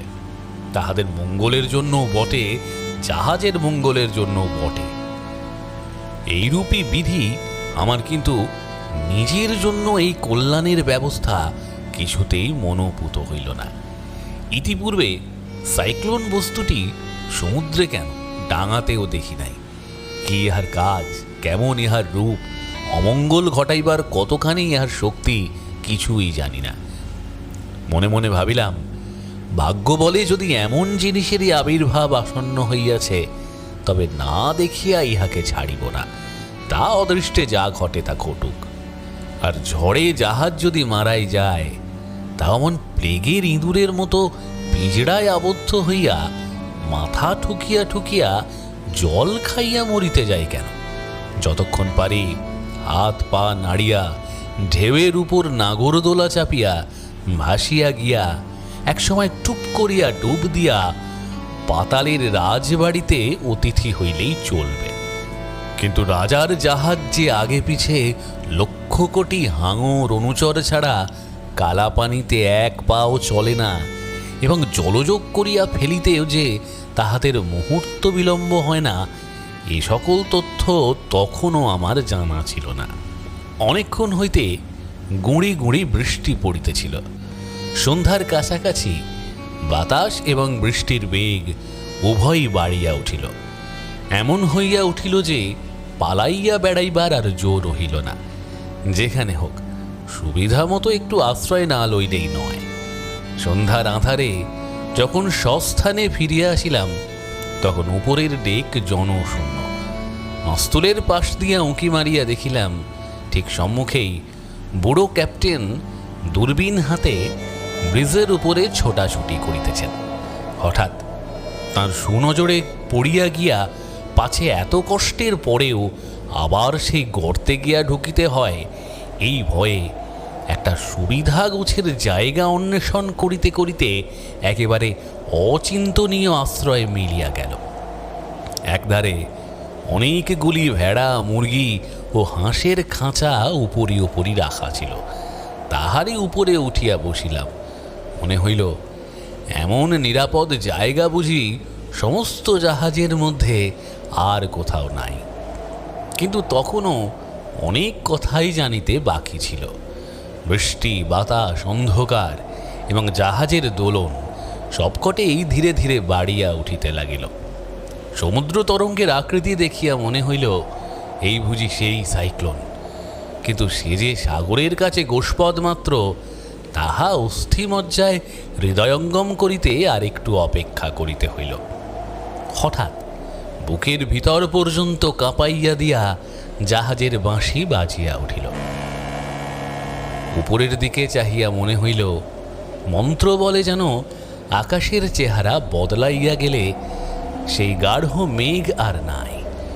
সমস্ত ছিঁড়িয়া খুঁড়িয়া কি করিয়া সমস্ত আকাশটা যেন হালকা হইয়া কোথাও উধাও হইয়া চলিয়াছে।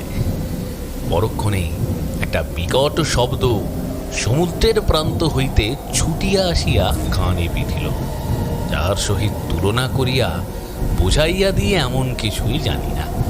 ছেলেবেলায় অন্ধকার রাত্রে ঠাকুরমার বুকের ভিতরে ঢুকিয়া সেই যে গল্প শুনিতাম, কোন এক রাজপুত্র এক ডুবে পুকুরের ভিতর হইতে রূপার কৌটো তুলিয়া 700 রাক্ষসীর প্রাণ সোনার ভোমরা হাতে পিষিয়া মারিয়াছিল, এবং সেই 700 রাক্ষসীর মৃত্যু যন্ত্রণায় চিৎকার করিতে করিতে পদভরে সমস্ত পৃথিবী মাড়াইয়া গুঁড়াইয়া ছুটিয়া আসিয়াছিল, এও যেন তেমনি কোথায় কি। একটা বিপ্লব বাঁধিয়াছে। তবে রাক্ষসী সাতশ নয়, 100 কোটি উন্মত্ত কোলাহলে এদিকেই ছুটিয়া আসিতেছে। আসিয়াও পড়িল। রাক্ষসী নয়, ঝড়। তবে এর চেয়ে বোধ করি তাদের আশাই ঢের ভালো। এই দুর্জয় বাড়ির শক্তি বর্ণনা করা তো ঢের দূরের কথা, সমগ্র চেতনা দিয়া অনুভব করাও যেন মানুষের সামর্থ্যের বাহিরে। জ্ঞান বুদ্ধি সমস্ত অভিভূত করিয়া শুদ্ধমাত্র এমনি একটা অস্পষ্ট অথচ নিঃসন্দেহ ধারণা মনের মধ্যে জাগিয়া রহিল যে দুনিয়ার মেয়াদ একেবারে নিঃশেষে হইতে আর বিলম্ব কত। পাশেই যে লোহার খুঁটি ছিল, গলায় চাদর দিয়া নিজেকে তাহার সঙ্গে বাঁধিয়া ফেলিয়াছিলাম। অনুক্ষণ মনে হইতে লাগিল এইবার ছিঁড়িয়া ফেলিয়া আমাকে সাগরের মাঝখানে উড়াইয়া লইয়া ফেলিবে। হঠাৎ মনে হইল জাহাজের গায়ে কালো জল যেন ভেতরের ধাক্কায় বজবজ করিয়া ক্রমাগত উপরের দিকে ঠেলিয়া উঠিতেছে। দূরে চোখ পড়িয়া গেল, দৃষ্টি আর ফিরাইতে পারিলাম না।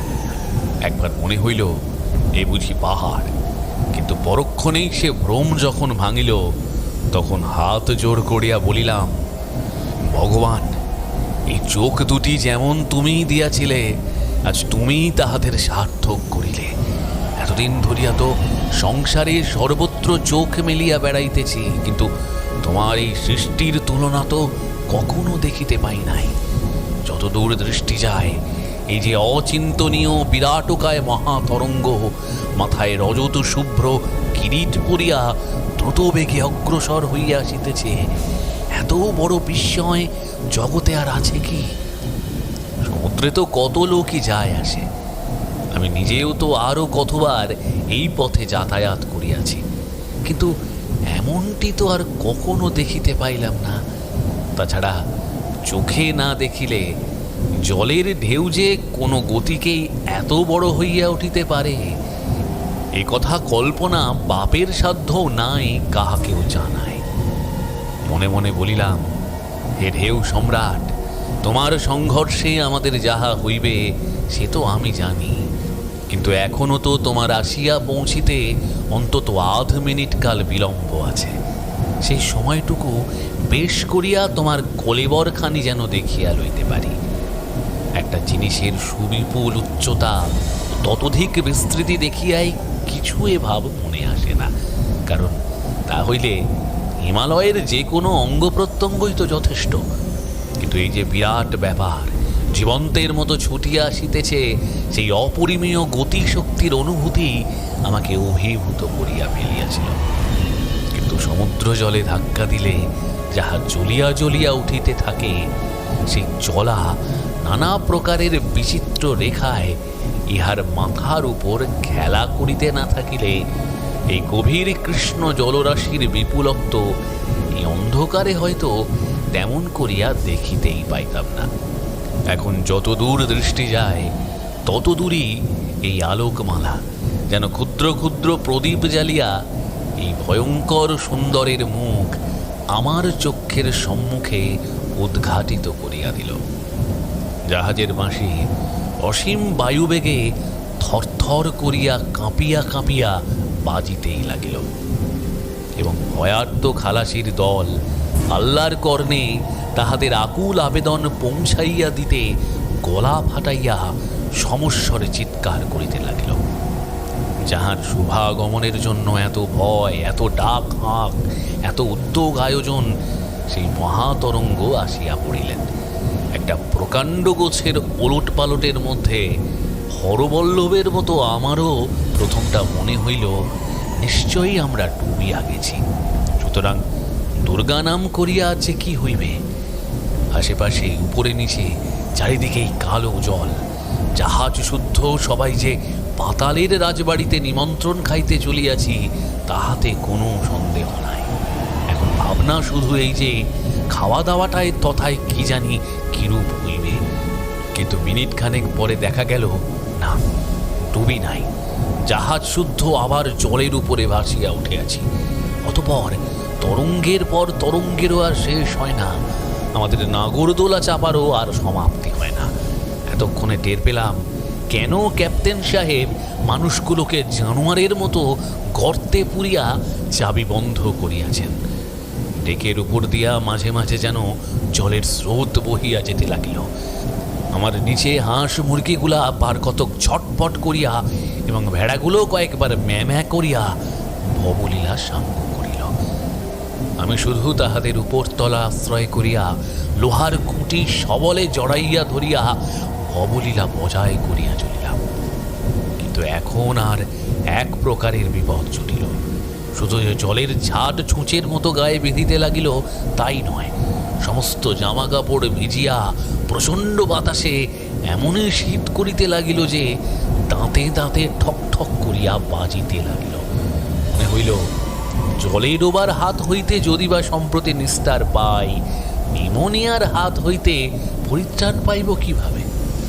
এইভাবে আরও কিছুক্ষণ বসিয়া থাকিলে যে পরিত্রাণ পাওয়া সত্যই অসম্ভব হইয়া পড়িবে, তা নিঃসংশয়ে অনুভব করিলাম।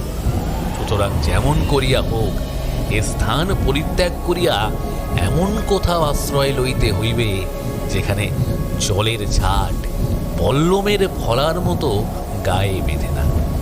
একবার ভাবিলাম ভেড়ার খাঁচার মধ্যে ঢুকিয়া পড়িলে কিরূপ হয়, কিন্তু তাই বা কতটুকু নিরাপদ? তার মধ্যে সেই রূপ লোনা জলের স্রোত ঢুকিয়া পড়ে তো নিতান্তই না ম্যাম্যা করি মামা করিয়া অন্তত ইহলীলা সমাপ্ত করিতে হইবে। শুধু এক উপায় আছে, জাহাজের পার্শ্ব পরিবর্তনের মধ্যে ছুট দিবার একটু অবকাশ পাওয়া যায়। অতএব এই সময়টুকুর মধ্যে আর কোথাও গিয়া যদি ঢুকিয়া পড়িতে পারি, হয়তো বাঁচিতেও পারি। যে কথা সেই কাজ। কিন্তু খাঁচা হইতে অবতরণ করিয়া 3 বার ছুটিয়া ও 3 বার বসিয়া যদি বা সেকেন্ড ক্লাস কেবিনের দ্বারে গিয়া উপস্থিত হইলাম, দ্বার বন্ধ, লোহার কপাট হাজার ঠেলাঠেলিতেও পথ দিল না। সুতরাং আবার সেই পথ তেমনি করিয়া অতিক্রম করিয়া ফার্স্ট ক্লাসের দোরগোড়ায় আসিয়া হাজির হইলাম। এবার ভাগ্যদেবতা সুপ্রসন্ন হইয়া একটা নিরালা ঘরের মধ্যে আশ্রয় দিলেন। লেশমাত্র দ্বিধা না করিয়া কপাট বন্ধ করিয়া দিয়া খাটের উপর ঝুপ করিয়া শুইয়া পড়িলাম। রাত্রি 12টার মধ্যেই ঝড় বৃষ্টি থামিয়া গেল বটে, কিন্তু পরদিন ভোরবেলা পর্যন্ত সমুদ্রের রাগ পড়িল না। অত্যন্ত পরিতৃপ্তির সহিত তামাশা দেখিতেছিল। আমি তাহার পানে চাহিতেও পারিলাম না। নিঃশব্দে মাথা হেঁট করিয়া কোনো মতে ভেড় ঠেলিয়া উপরে পলাইয়া গেলাম।